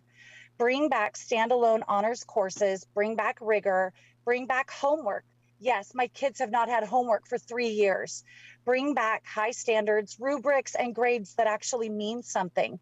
Bring back the no tolerance for violence, and bring back the SROs. Recently, I reached out to be part of a site council book review committee for the novel Gender Queer. I have multiple degrees, including a graduate degree in literacy in the K through 12 atmosphere, language arts degree, teaching degrees, and 16 years of classroom experience.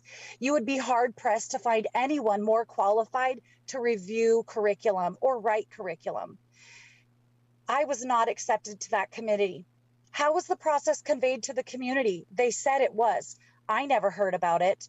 I'd like to know how the one community member was chosen and by what process. That is not something that was ever released to the public. Instead of sending a vague email about the content of Gender Queer not being used, you should have sent Thank you, Christy. image from Gender Queer. Appreciate it, Quinn. Christy, thank you very much for your time. So parents Appreciate your time, Christy. Okay, it is 7:23. Thank you for all the callers, and continue to email the board from our district website for testimony, or just straight emailing the board for your concerns and questions and comments. We appreciate it. 7:23, we'll take a break and return at, let's say, 7:30. Thank you very much. We'll see you in a bit.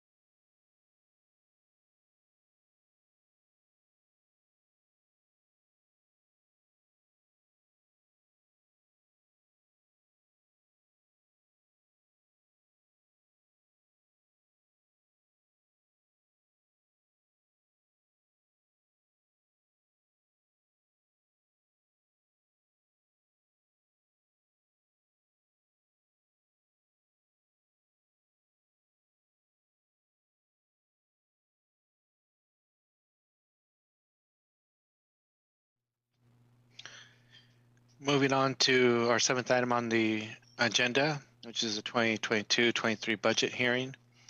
We'll allow time for public testimony. This hearing is now open. Superintendent Perry, can we please get a review on the budget? Yes, this is the identical budget that the budget committee approved. You'll see the change in the numbers related to the 10 additional FTE that you moved from contingency into elementary instruction. So that is reflected in the way if you adopt this tonight, it will be presented forward. It does give us the room to get things started. If there's changes we need to make and course correct on anything, I would bring it back to you in a supplemental budget process. And so I think my recommendation is, depending on testimony tonight, that you adopt as presented. And again, the 10 FTE from the budget committee is reflected in the new numbers that were approved. Thank you. This is the time we have set aside to hear public testimony specifically to the 2022-23 budget hearing. Jordan, may we please get the first caller on the line? Yes, our first caller is Rosa. Rosa, are you able to unmute? Yes. Can you hear me? Yes, we can. Go ahead. Right. I will say this in both languages, Spanish and English. Buenas noches, miembros de la mesa directiva escolar. Good evening, members of the school board, budget committee, and Superintendent Perry. My name is Rosa Diaz. I'm a leader, mother in the leadership parents group for the Coalition of Equity of Salem-Keizer.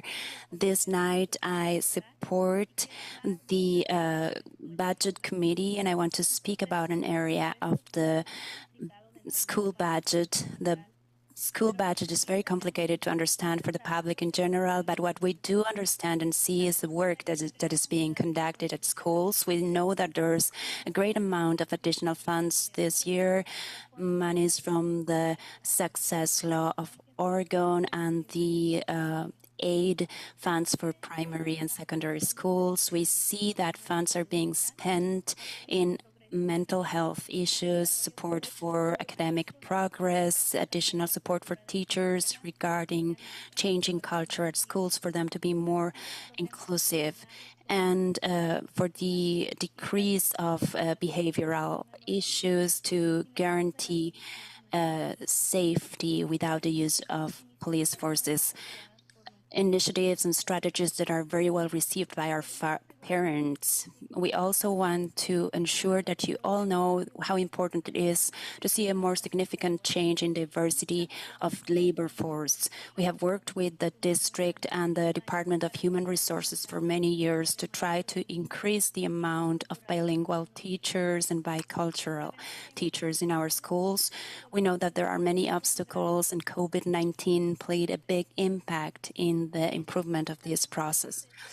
We also know that a lot is being done in this area and that you have the same objectives as we do. However, we believe there are additional strategies that you could be implementing, and we are worried that the department is not doing what is enough or sufficient to accomplish this objective, which is so important for our Latino community. There are many details that need to be examined closely in our human resources departments to improve recruitment, hiring, and retention of professionals. As in the coalition, we want to be more included in our work in the short run. With the worst part of the pandemic behind us, we can move forward to accomplish our goals that are so necessary for the success of our students.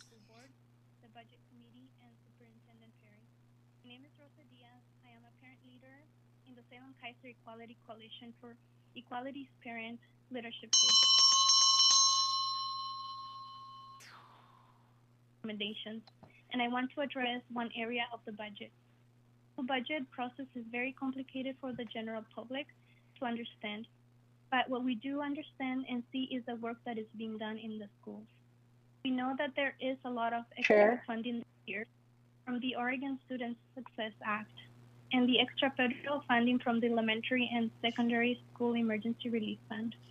We see that extra funding is being spent on mental health issues, academic progress support, professional development for teachers around changing the culture of schools to be more welcoming and inclusive, reducing disciplinary issues and with positive interventions, and establishing school security in a new way without the use of police in schools. These are strategies and initiatives that are very appreciated by all of our parents of the coalition.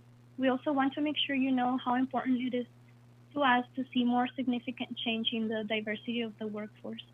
We have worked with the district and the Human Resources Department for many years in trying to increase the number of bilingual, bicultural teachers in our schools. We know there are many obstacles, and COVID-19 had a major impact on slowing this process down a lot. We also know that you are doing a lot in this area and that you have the same goals we do.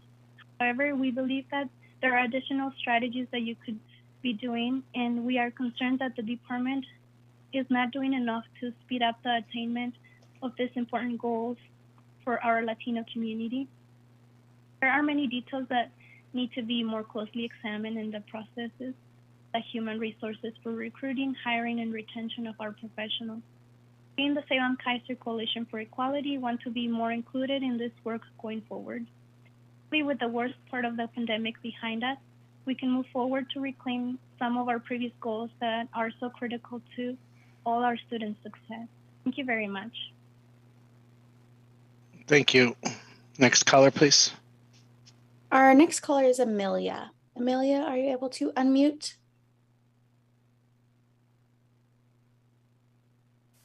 *6 to unmute.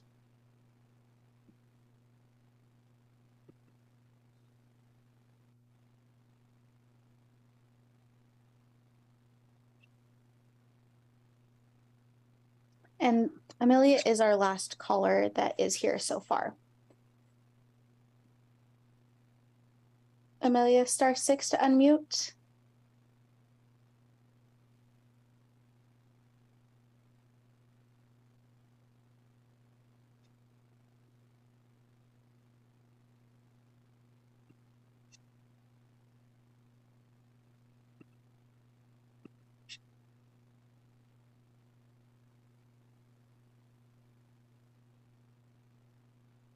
There we go. Hello, members of the school board. My name is Amelia, and I'm in the 8th grade in the Salem-Keizer School District. This is my first time giving testimony to you, but I hope you choose to listen intentionally to what I have to say.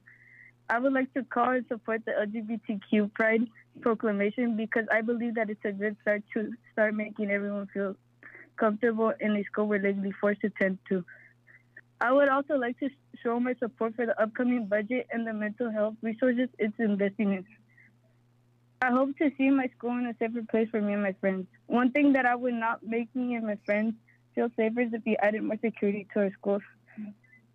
I watched the security guards at my middle school throw students around. They pin us down and treat us like we're criminals and not humans. We have video proof. Even though this is my first time, I would like the option to testify you all in person, but I like to feel safe doing so. Thank you.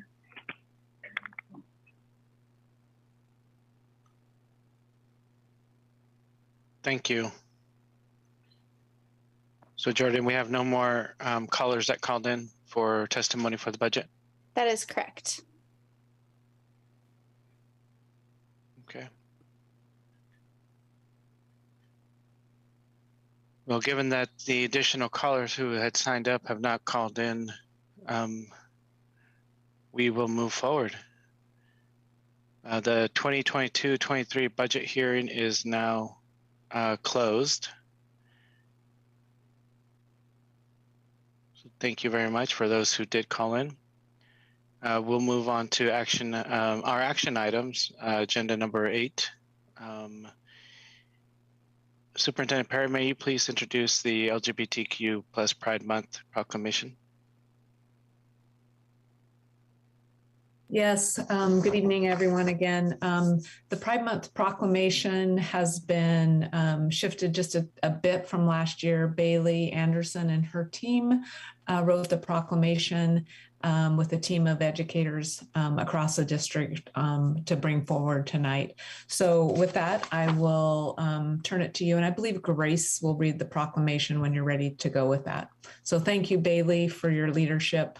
I know she's not here tonight, but thank you for your leadership, Bailey, and the way you do your work. Yeah, thank you. Grace, are you ready to read the proclamation? Yes. LGBTQ plus Pride Month Proclamation. Whereas Pride Month as a celebration started in response to the Stonewall Uprising in June of 1969. In the following challenges and triumphs, it is celebrated annually as we continue to advocate for equal rights for the LGBTQ plus community. And whereas current and former presidential administrations and the National Education Association have declared June as Pride Month for the LGBTQ plus community. And whereas it's important to specifically include the LGBTQ plus community, people who are two-spirit, lesbian, gay, bisexual, transgender, queer, pansexual, asexual, gender fluid, non-binary, intersex, and many other identities. And whereas Pride Month encompasses LGBTQ plus individuals from all demographics and backgrounds, acknowledging intersectionality to support our LGBTQ plus K-12 students and staff. And whereas our K-12 students, staff, and extended community benefit from LGBTQ plus voices and stories being amplified and heard. And whereas in order to recognize unique obstacles the LGBTQ plus community navigates and provides support, the district is implementing policies and procedures to improve inclusion and access for our K-12 students and staff. And whereas those obstacles LGBTQ plus youth face include but are not limited to higher rates of bullying, violence, and harassment, higher rates of attempting suicide, increased likelihood to be unhoused because of their identity, experience of discriminatory policies, and less access to safe spaces. And whereas Gender Sexuality Alliance GSA clubs act to support LGBTQ plus youth in schools, whether socially or to enact change to their schools, such as promoting LGBTQ plus inclusivity and education or creating gender affirming spaces. And these clubs are supported by our district and protected by federal and Oregon state law.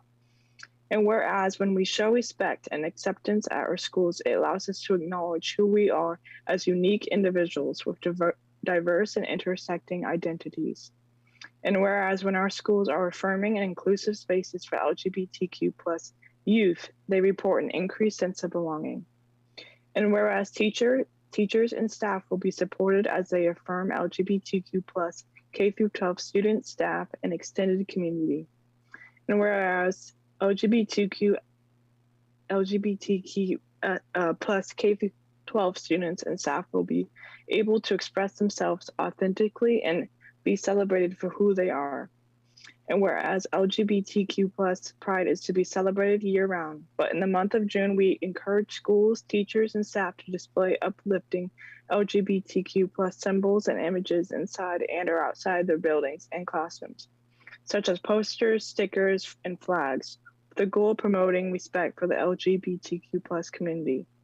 And whereas the school board is committed to creating an affirming and inclusive school district for all of our LGBTQ plus K-12 students and staff. Now, therefore, the Salem-Keizer Public Schools Board of Directors proclaims June 2022 to be LGBTQ plus Pride Month and urges our community to join us in celebrating our LGBTQ plus K-12 students and staff.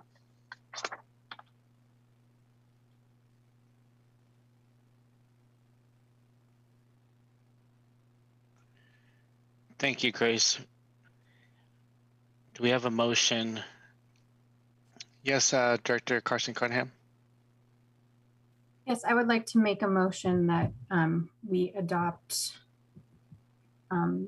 the proclamation as just read by our student advisor in its totality. Thank you. Do we have a second? Director Chandigarh?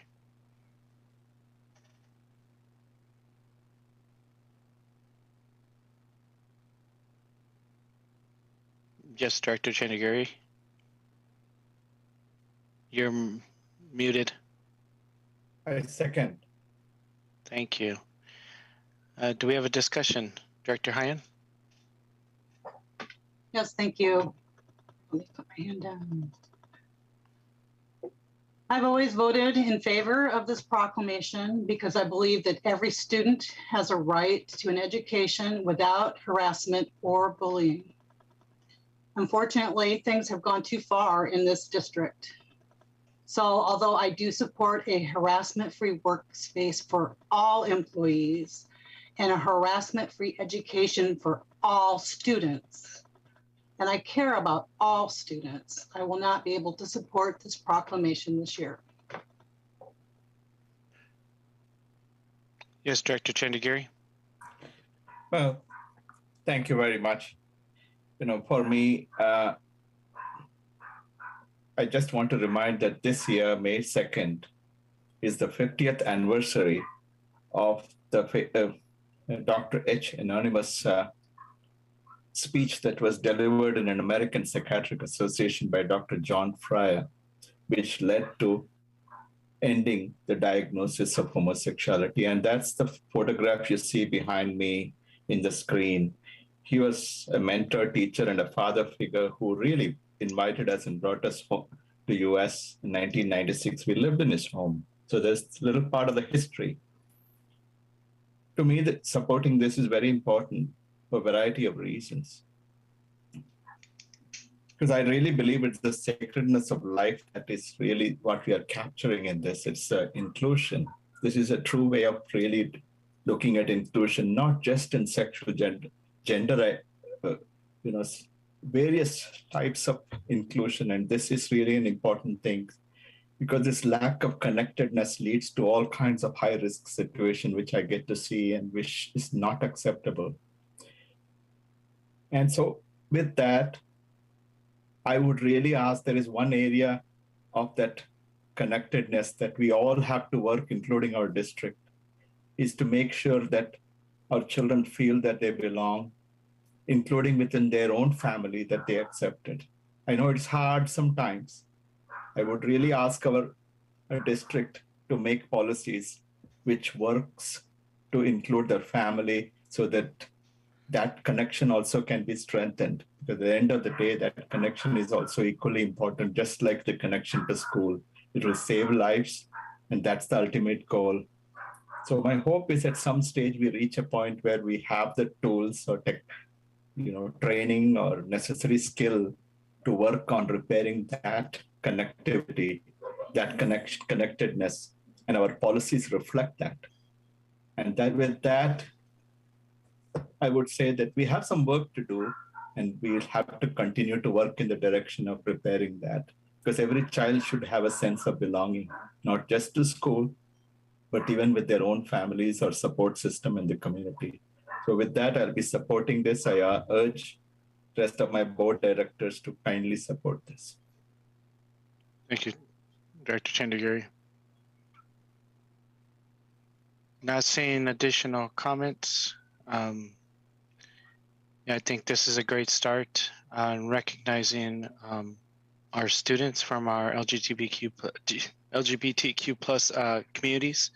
Not only our students, but also our staff and our community members that make up our Salem-Keizer district.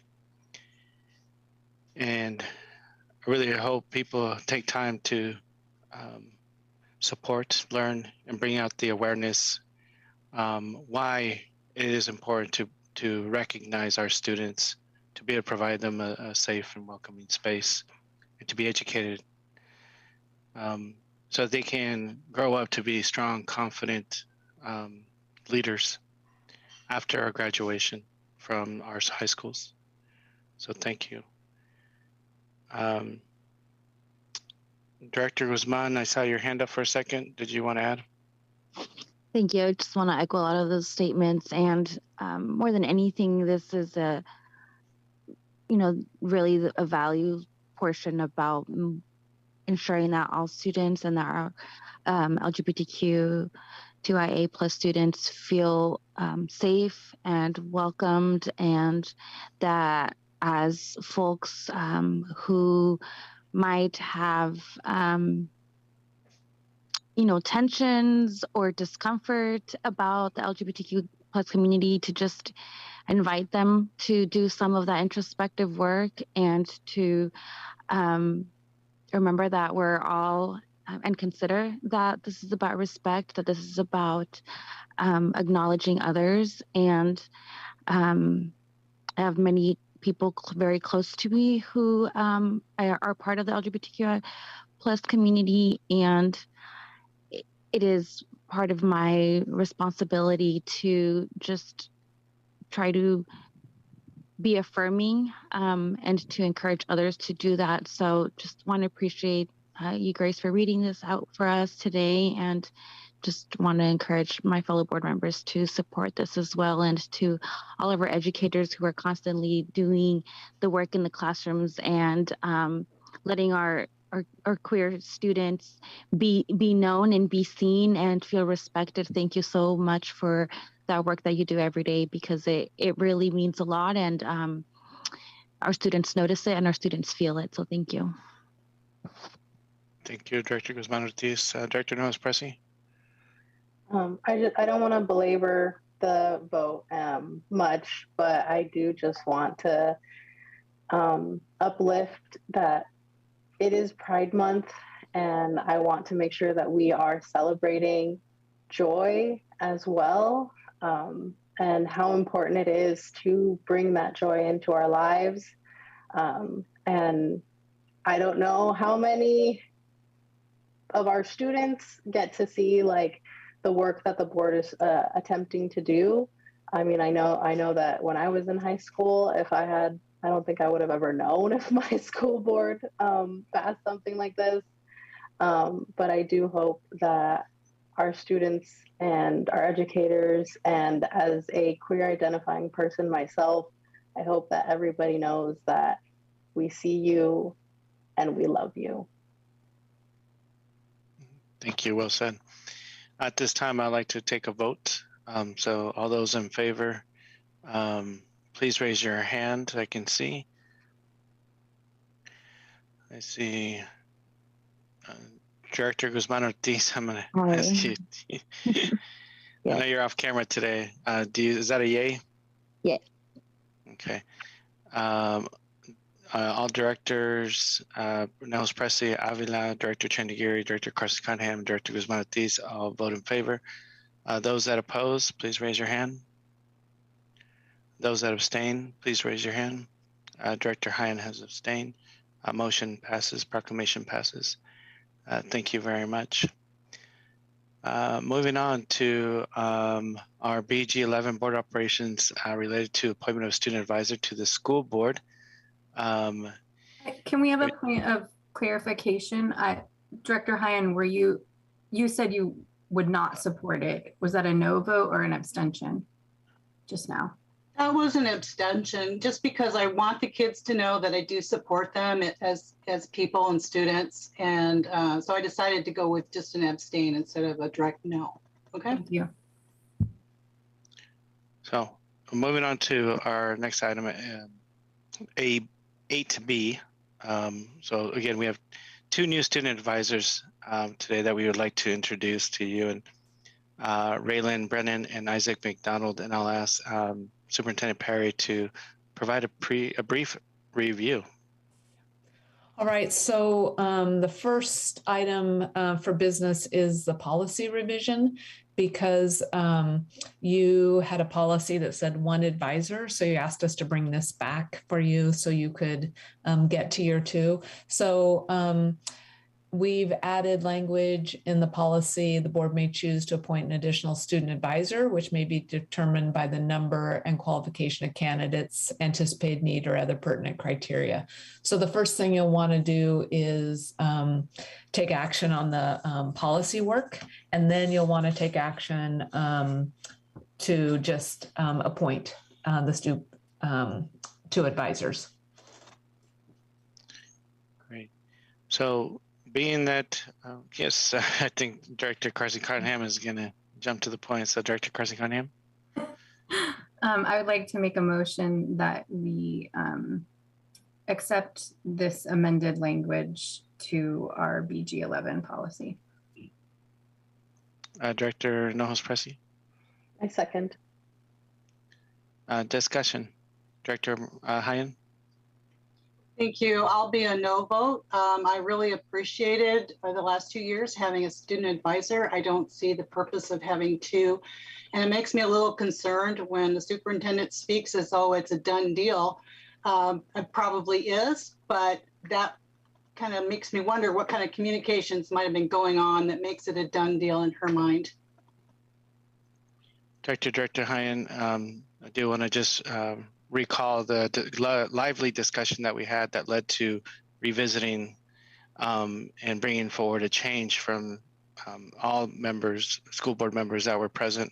And I do not recall if you were there that night when we made this discussion. So that's where the discussion took place. But a vote hadn't taken place, and the way it was stated was such that a vote had already occurred and that it was a done deal. That's my issue. I think the sentiment was reflected in the meeting. I would encourage you to go back and watch that if you weren't present. You'll see that. Additional conversation? Is Director Chandigiri? Yeah, I would like this. I mean, I discussed this in the last time. I'm going to discuss it again. We need to have the option of just opening it up for more than two, because this is the first time somebody from Zone 4 even gets a chance to sit in the board, in this particular board. Raylan, thank you very much representing Sprague and being there.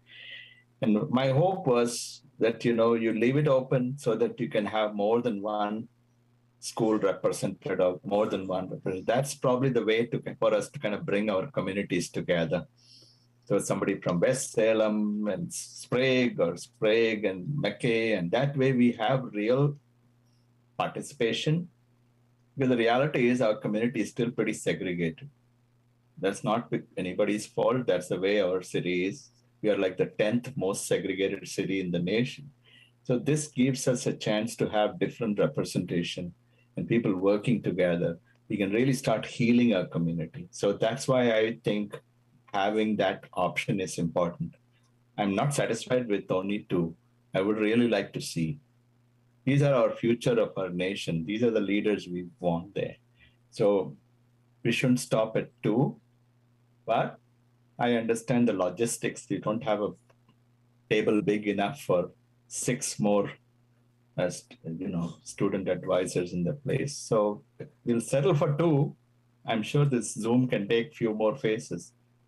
So that's the reason I would like to support, in the interest of our nation and in the interest of healing our community, where people are really sitting down and working beyond their segregated zones. Thank you. Thank you, Director Chandigiri. We'll ask for a vote. All those in favor of the modification of BG11 as presented, please raise your hand. Aye. Thank you, Director Guzman-Ortiz. Director Guzman-Ortiz in favor. Director Avila, Vice Chair Carson-Cunningham, Second Vice Chair Nojos-Pressy, and Director Chandigiri is in favor. All those opposed, please raise your hand. Director Hyen is opposing. The motion passes. And so we have Salem-Keizer School Board will have 2 student advisors. Superintendent Perry, are you saying we do a second vote for the student advisor? Yeah, C is the second vote you need to take tonight. You actually need to do the official vote for appointing them. And I was working to try to get it back in order on the agenda. So that's your next action item. Got it. Thank you very much for that clarification. Do we have a motion for approving or nominating our 2 student advisors? Second Vice Chair Nojos-Pressy. I move to appoint Raylan Brennan and Isaac McDonald as student advisors to the school board for school year 2022-2030. Thank you. Second, do we have a second? Vice Chair Carson-Cunningham. Yep. Second motion. Do we have a discussion? Yes, Director Chandigiri. Well, thank you very much. Thank you for stepping up. And, I would support this and I'll vote in favor of it. And it's glad to see that we have West Salem and Sprague. This is the first time you guys are getting a chance, and I'm so pleased. So hopefully it starts a new trend of bringing people together. So I appreciate that. So thank you. Thank you. Just saying congratulations to you both. And thank you for making it such a very difficult decision and improving our policy. So thank you very much. Looking forward to this next year. Director Guzman Ortiz. I want to say thank you to both Raylan and Isaac for your patience and for coming back. It's really nice to see you again and have you back here. I look forward to getting to chat more one-on-one with you and just kind of get to connect. So do enjoy these last few days of school and enjoy some of your summer break. But I'm super excited to get working with you. Welcome. Thank you. Okay. Gosh, all this excitement. Did we miss the vote? Okay, it's time for a vote. It's time. I think all those in favor, please raise your hand for to nominate Isaac McDonald and Raylan Brennan as our new student advisors. Aye. Okay, I see Director Guzman Ortiz, Director Avila, Vice Chair Carson Cunningham, Second Vice Chair Nels Pressey, and Director Chandigiri all in favor. Those in oppose, please raise your hand. Director Hine opposes. Motion passes. Congratulations to our 2022-2023 student advisors, Isaac McDonald and Raylan Brennan. Any quick words that you would like to share? Who would like to go first? Can I Raylan. go first? Yes, absolutely. I would like to thank everybody on the board for voting me on, and I look forward to working with all you. And then I'm pretty sure my principal is watching, so I'd like to thank everybody at Sprague who has supported me through the last couple of years to get me to this point and being able to support students and bring their voices to life. So thank you so much, especially to Michael Curry. Thank you. Wonderful. Isaac? Yeah, I'd like to echo those same statements and just say that I'm thankful for everybody on the board and for this amazing opportunity to help our district out, and also say that I'm really looking forward to working alongside Raylan just to ensure that our district is the best district it can be for students. Nice. Well done. We're going to make it happen with you two on our side. Okay, moving on to 8D is the Valley, approving the Valley Inquiry Charter School contract amendment. Superintendent Perry, can we get a review on this item, please? Yes, this is the second reading, and you heard a few details from Dr. West last time. What you're doing is all the same conditions, but it's a 10-year contract for Valley Inquiry as they're working to expand enrollment and need to do some property improvements. And I've not received any additional questions or public comment. Okay, Director or Second Vice Chair Nels Pressey. I move to adopt resolution number, I move to approve Valley Inquiry Charter School VICS contract amendment. All right. Director Hine? I second. All right, thank you very much. Do we have a discussion? No discussion. All those in favor, please raise your hand or say aye. I see all directors all in favor. So the contract amendment is passed. So congratulations, Valley Inquiry Charter School. Okay, moving on to our adopting resolution number 2021-22-22 resolution for the supplemental plan for approval of transportation costs. Again, just as a reminder, we do not read these resolutions. So we'll just ask for a quick review from Superintendent Perry. This is the second time you've seen the supplemental transportation plan. This helps us identify areas within the walk zone that we can pick up kids because of safety reasons, and then go ahead and get reimbursement from the state when we do that. So anyway, you've seen it, both Bob Silva, our COO, and TJ are on tonight, our Director of Transportation, if you have any questions. Great, thank you very much. I'd like to see if we have a motion. Yes, Second Vice Chair Nels Pressy. Moving right along. I move that we adopt resolution number 2021-22-2022. Thank you. Director Hyan? I second. Thank you. Do we have any discussion on this? Yes, Second Vice Chair Nels Pressy.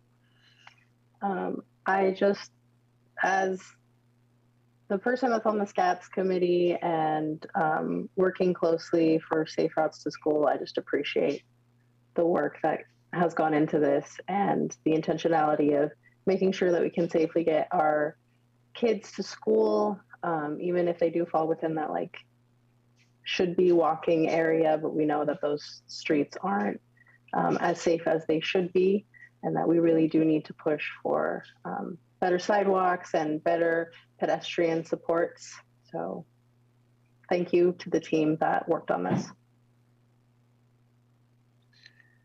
Yes, thank you very much. My same sentiments. I really appreciate it. We need to continue to provide those safe transportation and walking zones for our children. So I appreciate it. So we'll do a quick vote. All those in favor of adopting it, please raise your hand or say aye. Aye. All directors are in favor. Motion passes. Just say safe travels to Director Chandigiri, who will be departing us at this time. Thank you, TJ, for your work on this as well. We into this during a busy time. Okay, a lot of information and moving on through to our consent calendar. Superintendent Perry, can we have a quick review? Yeah. We need to back up and adopt the budget first. I skipped that one. Too many red lines. I was like, yep. Too many red lines. Okay. My apologies. So may we get a quick review for the adoption and the appropriation of the 2022-23 budget and resolution to impose and categorize taxes for fiscal year 2022-23. Just a reminder, this action does two things. One is it adopts a budget, and then it also sets the tax rate for our taxing authority.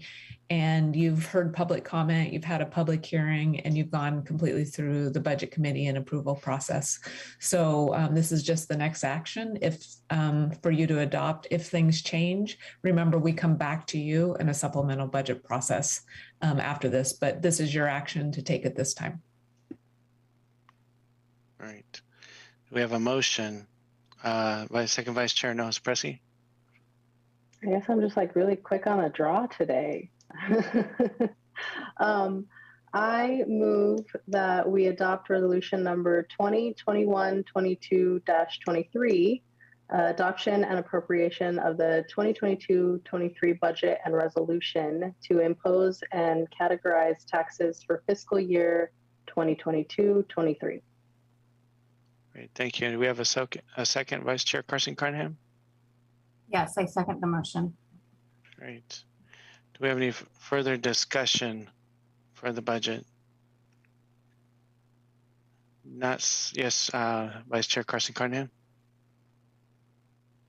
I just wanted to reiterate that, I appreciated all the hard work done on the budget committee all the work that went into building the budget and educating us around the budget done by Superintendent.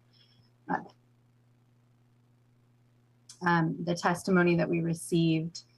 And, I'm really pleased that we were able to add a little bit more to address some of the class size issues. We know that it's been an incredibly tough several years for our educators, and we hope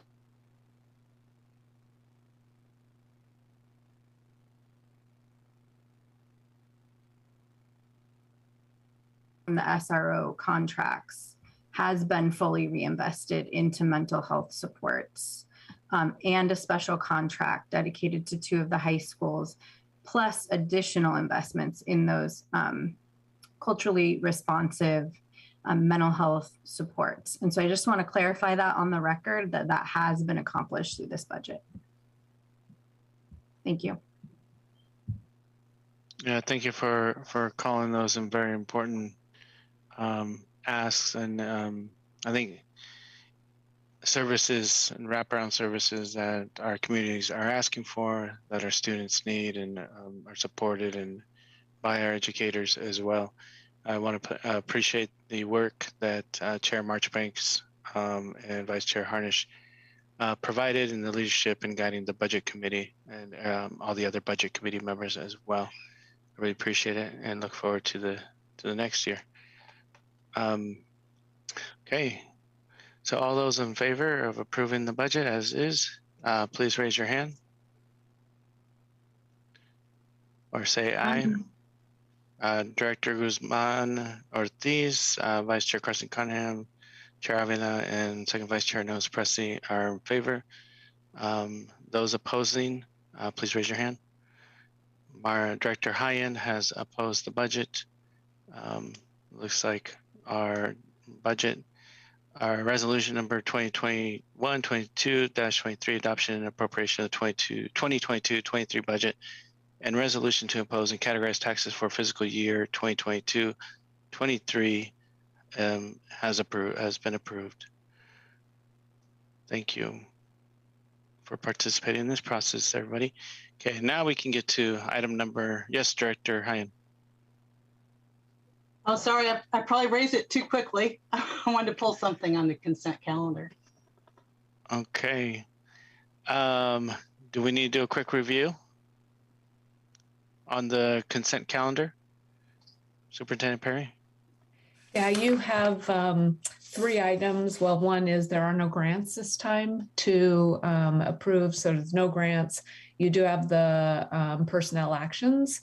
And yes, Director Hyen, there's a number of retirement and resignations on there.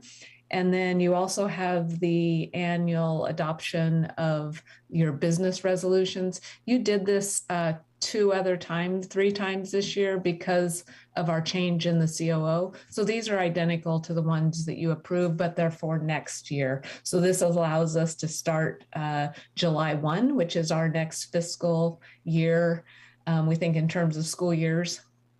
So these are the business procedures for that. All right, thank you very much. Director Hyen? Yes, so I would like to pull 9B and 9C from the consent calendar. Okay. Would you like me to proceed? Yes, please. So first I'll lower my hand.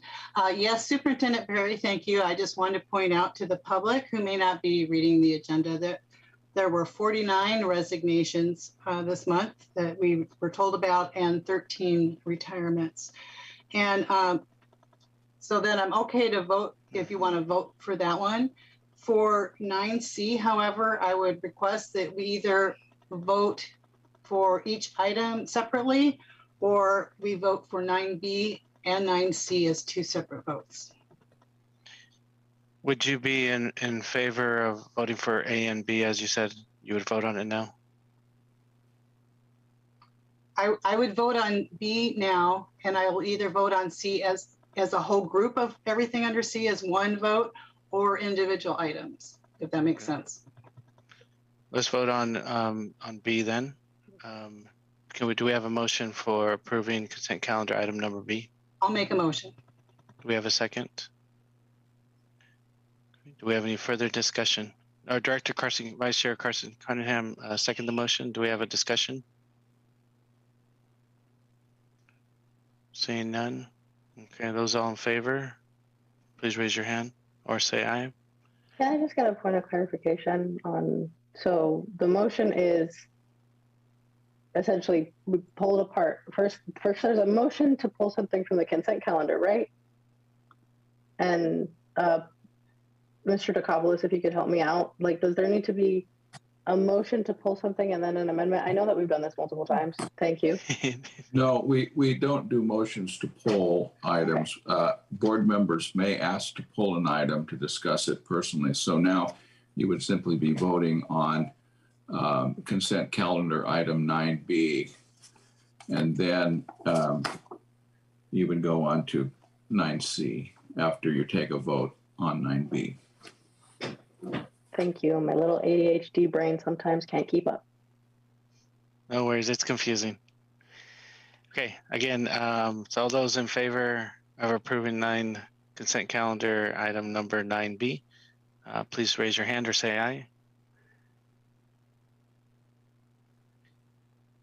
Just gonna give Director Guzman-Ortiz a chance to, if she's participating. Thank you.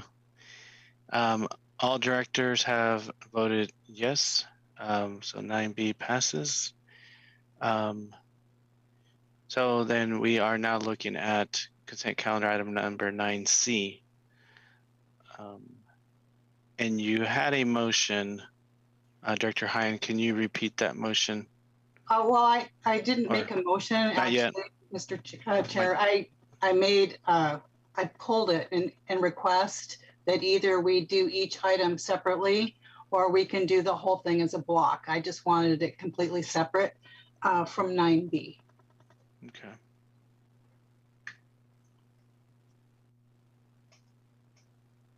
So it appears that we do need a motion for item number 9C. Second Vice Chair Noes Pressy. I move that we approve item 9C as a whole. Okay. I'll second. Okay. Second Vice Chair Carson Cunningham seconds. Do we have further discussion on this, on these items? Yes, Director Hine. Yes, thank you. I will be voting no. It's not that I am against every item in the list, but there are some that I think maybe it's time for the school board to take back some more active role in certain things.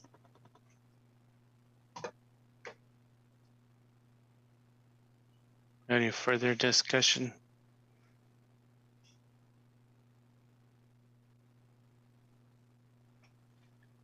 I have a question.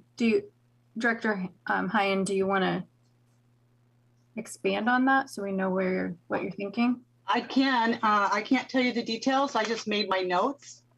And so I have a yes for the first one for 24, a yes for 25, a no for 26, and a no for 27. And I'm abstaining on 28 and 29. Again, I don't have the whole document in front of me right now. I'm just going by notes I made earlier today. I think some of the contracts, we have a lot of upset parents about SROs, and the board had no involvement in that whatsoever. I think it would be good for some contracts for the school board to have some influence on what's going on in our district.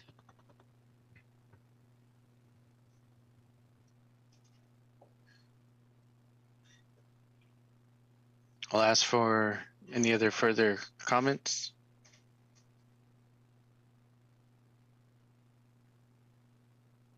Okay, seeing none. Yes, our Director Guzman-Ortiz. Sorry, and just for Director Hine, would it be possible to maybe just write those out in emails so I could just reference back to later? I know that you don't have them in front of you, but it'd be helpful to kind of. I'm sorry, Karina, did you want me to email it to you? Is that what you asked for? Yeah, just like the ones that you approve and disapprove of, just so I can look over and. Sure. That'd be I'd be happy to do that.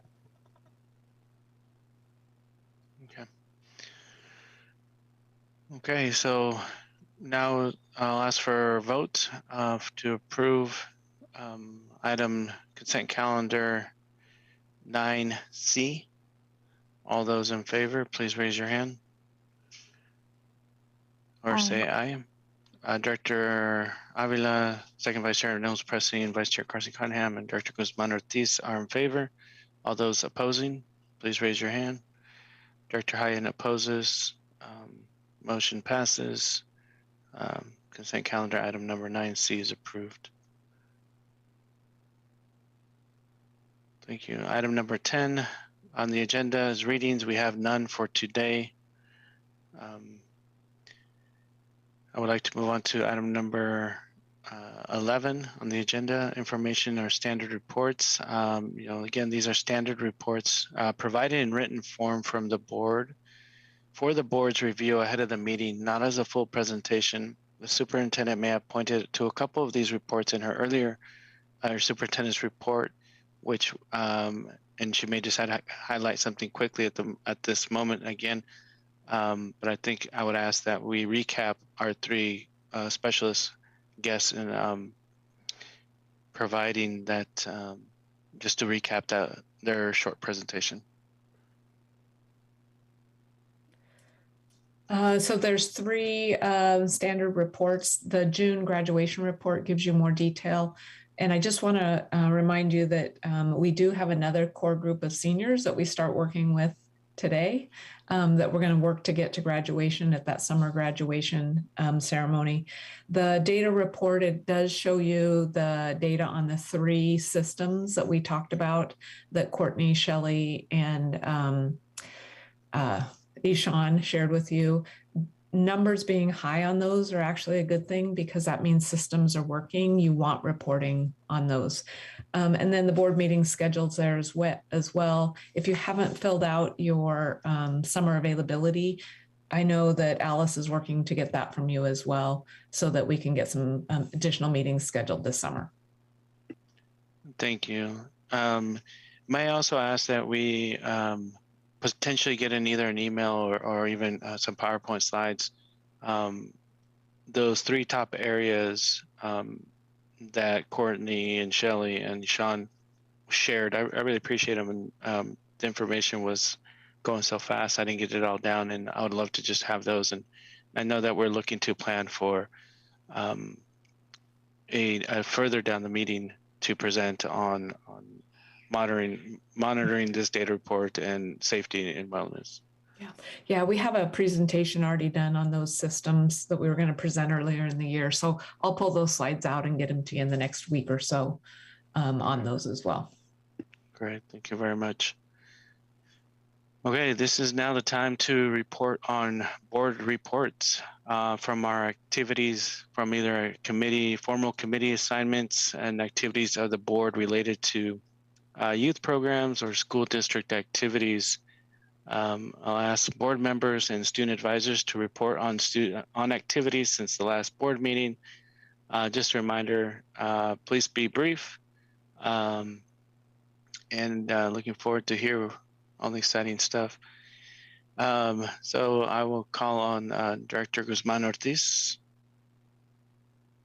Thank you, Chair. I'll be brief. I just had an opportunity to be at the Roberts High School and Teen Parent Program graduation over the weekend, and definitely a highlight for me. It was beautiful to be in that presence, to hear the speeches and how impactful both families and the relationships built and fostered at school are to make graduation possible.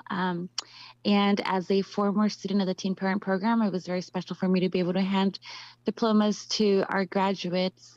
So just wanted to share that and share that. It was really neat. I also did get a chance to go out to the high school, to the Teen Parent Program a few weeks before that after our last meeting, and just do celebrate what we as a former teen parent called the butterfly ceremony, which is just recognition of all of the graduates of that program and celebrating the accomplishments of the young mothers who have worked through so much and beat the odds.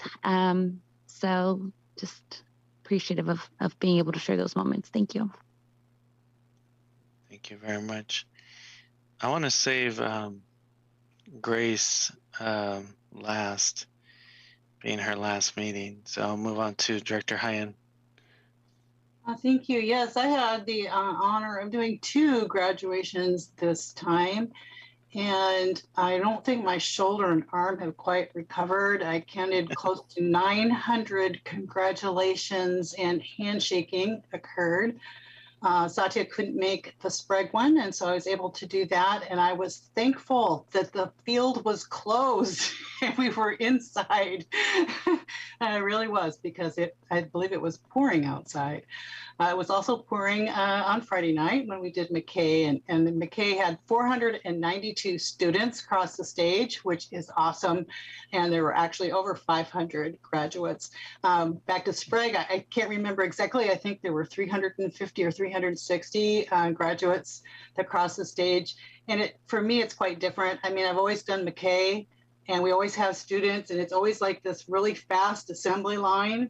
And for Sprague, it was like so nice. I mean, you had just so much more time, and I wish we just had more time for the McKay students and could spend a little more time honoring them. But there's so many, it makes it a little difficult. Wonderful, thank you. Glad you got to stay dry. Second Vice Chair Nels Pressy. Yeah, I am not at all jealous that you got to stay dry. Because I got to go to the North Salem High School graduation, as Principal Toey already just brought up earlier in the meeting. And it was definitely very heartening to get to see just all the love and support that the educators put into the students, but also that the students put in to each other. I guess one of my favorite parts was the anchor student and the process of getting to have that person that, overcame adversity and was able to provide so much to the school culture, being the last person to walk across the stage, and just the cheers that erupted from the students themselves, seeing their peer get to graduate. And it was just so uplifting. And I felt really, really bad for the second group that we did, because we had 2 ceremonies, because they were definitely soaked and freezing. And so I hope that none of them caught a cold, because I'm surprised that I didn't wake up with a cold, but I do have a little bit of a hoarse throat going on. And then on Saturday, I got to go to the early college high school graduation, which also was just amazing. I'm blown away every single day by the students in this district and getting to see all of their achievements. And I also really appreciate that at that graduation, I got a breakdown of the stoles. I think we need a fact sheet of all the tassels and the stoles and what everything means, because these kids were just decked out both at North and early college. And I was just what does all this mean? Aside from that, I didn't get a chance to participate in the Scats policy committee meeting. Had some conflicting meetings, and the Mid-Willamette Valley Council of Governments board meeting is tomorrow, so I don't have anything to report there either. Great. First Vice Chair Carson Cronhead. Thank you. So I had the honor to attend, I think, 5 ceremonies throughout the graduation season, and it was amazing. So it kicked off with the Native Education Celebration, fabulous event where we actually got to hear quite a bit about each student right before they came across the stage. And Chair Avila was there as well. He might want to speak to it too. But it was just really incredible to be able to honor each of those kids at that celebration. We had it at North. And then we also attended the Pacific Islander celebration Amazing performances from student groups from various high schools across the district. It was an incredible cultural celebration for those kids. And then I got to go to community transitions program over at South, and that also was a very inspiring ceremony. This is the program where kids with disabilities are spending extra time sort of post-graduation to develop more skills to remain independent into adulthood. They're getting job training, life skills training, learning how to pay bills, cook, all those kinds of awesome things. And so it was really cool to see all of them graduate that night. And then two very, very, very rainy ceremonies at South Salem High, led by the incomparable Principal Tiffin. I know she will be so missed, but it was just very heartwarming ceremony. Two ceremonies. The kids, were completely soaked. I felt really bad that we were under a tent up there and that they were soaking wet. But wow, what an impressive group who had to go through so much in their high school years. All of those things that were mentioned earlier in our meeting tonight with the pandemic, with fires, ice storms, distance learning, hybrid, option for learning, and just things constantly changing throughout. And there were still like 30 plus valedictorians, $11 million in scholarships earned. It really blew my mind, and it was such an honor to be there.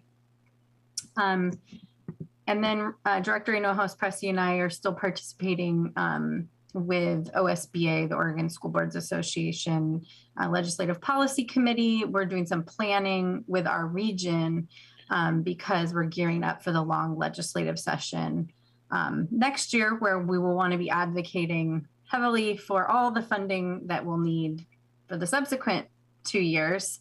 But each district within our group is very diverse in their needs. We're huge, and others are very small in comparison. So it's interesting to learn about all the challenges, and we'll keep everyone posted here.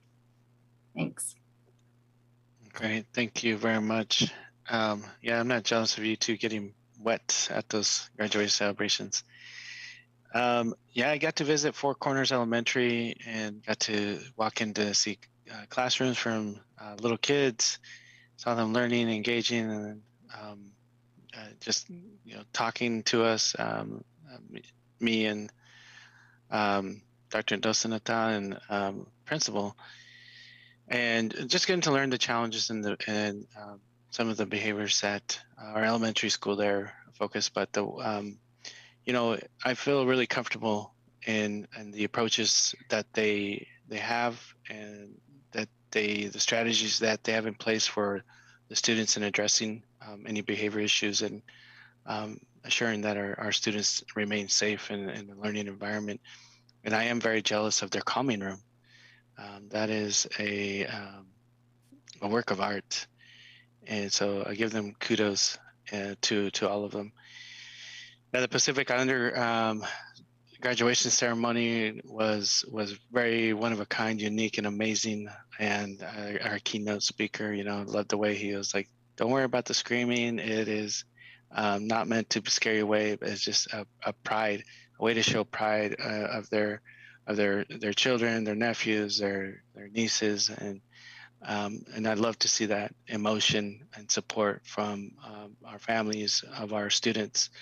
So congratulations to all of our students, or all of our Pacific Islander students graduating from across the district. And then I got to attend West Salem High School graduation as well. I loved all the three speakers. They all touched on great points. Amazing speech from the second speaker was just so graceful and comedian wise, and had the whole crowd engaged, and just did a fantastic job. But they all shared very touching and growing messages to each other. So I really valued that, and I really appreciate it. I want to thank all of our district personnel, from our custodians to our food services, our office staff, our IAs, our CSOC coaches, teachers, administrators, and anyone who I miss, Superintendent Perry, please fill me in, that help and have had a hand in, I want to say our walking guards as well, who've helped put in had a hand in these students' graduations along the way, from pre-K to, till 12th grade. So I just want to say we really appreciate you. We see you. We continue to fight for you as well, and continue to fight for the best education that our district can provide. So thank you very much. So now we'll bring it on to Grace. We'll leave it out to Grace. Yeah, so I guess my board report's more of a farewell, because my board report's really that I graduated from. I had two graduations. I had the McKay one, and then I had the Black and African American one. And I think I've lost my voice a little bit from both because I got to sing at them. So that was really fun. But I really just want to thank Salem-Keizer, as well as McKay admin and Salem-Keizer board, community communications team, everyone. I think if I listed, I said this in the graduation test, that if I listed everyone, I think I'd get booed off. But I really I don't think when I ran for student advisor, I really got that far into it, because I definitely ran in a year that was crazy. And when I think about all the things that we had to go through and all the conversations we had, it's like, I feel like I covered everything. I feel like we had to cover everything this year.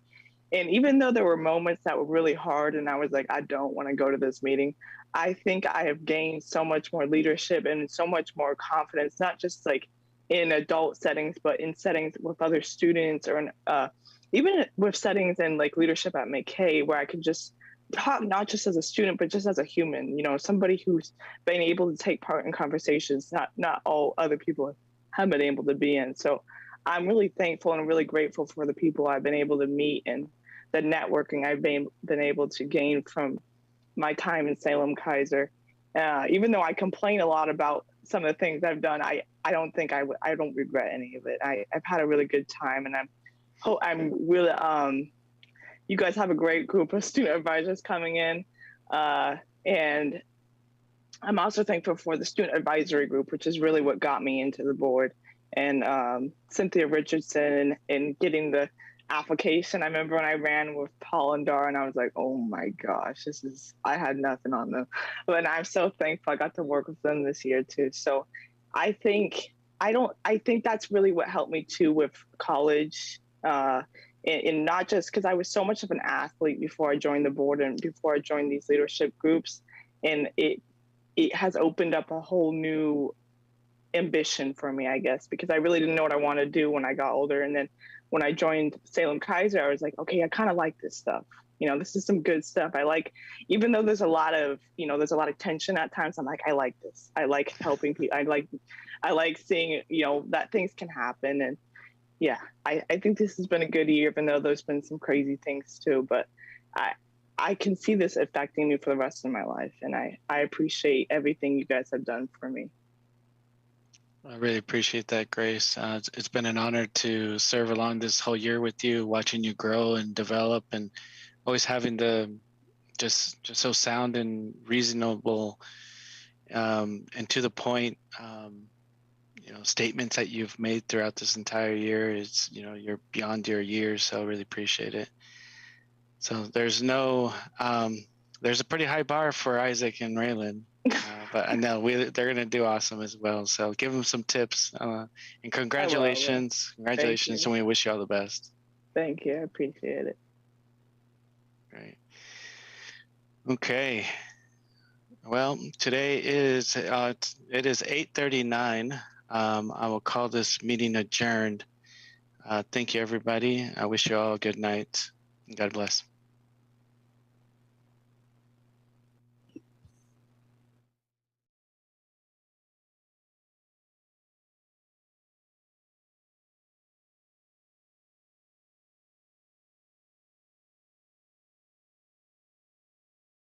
For more videos and information, go to capitalcommunitymedia.org and follow us on social media.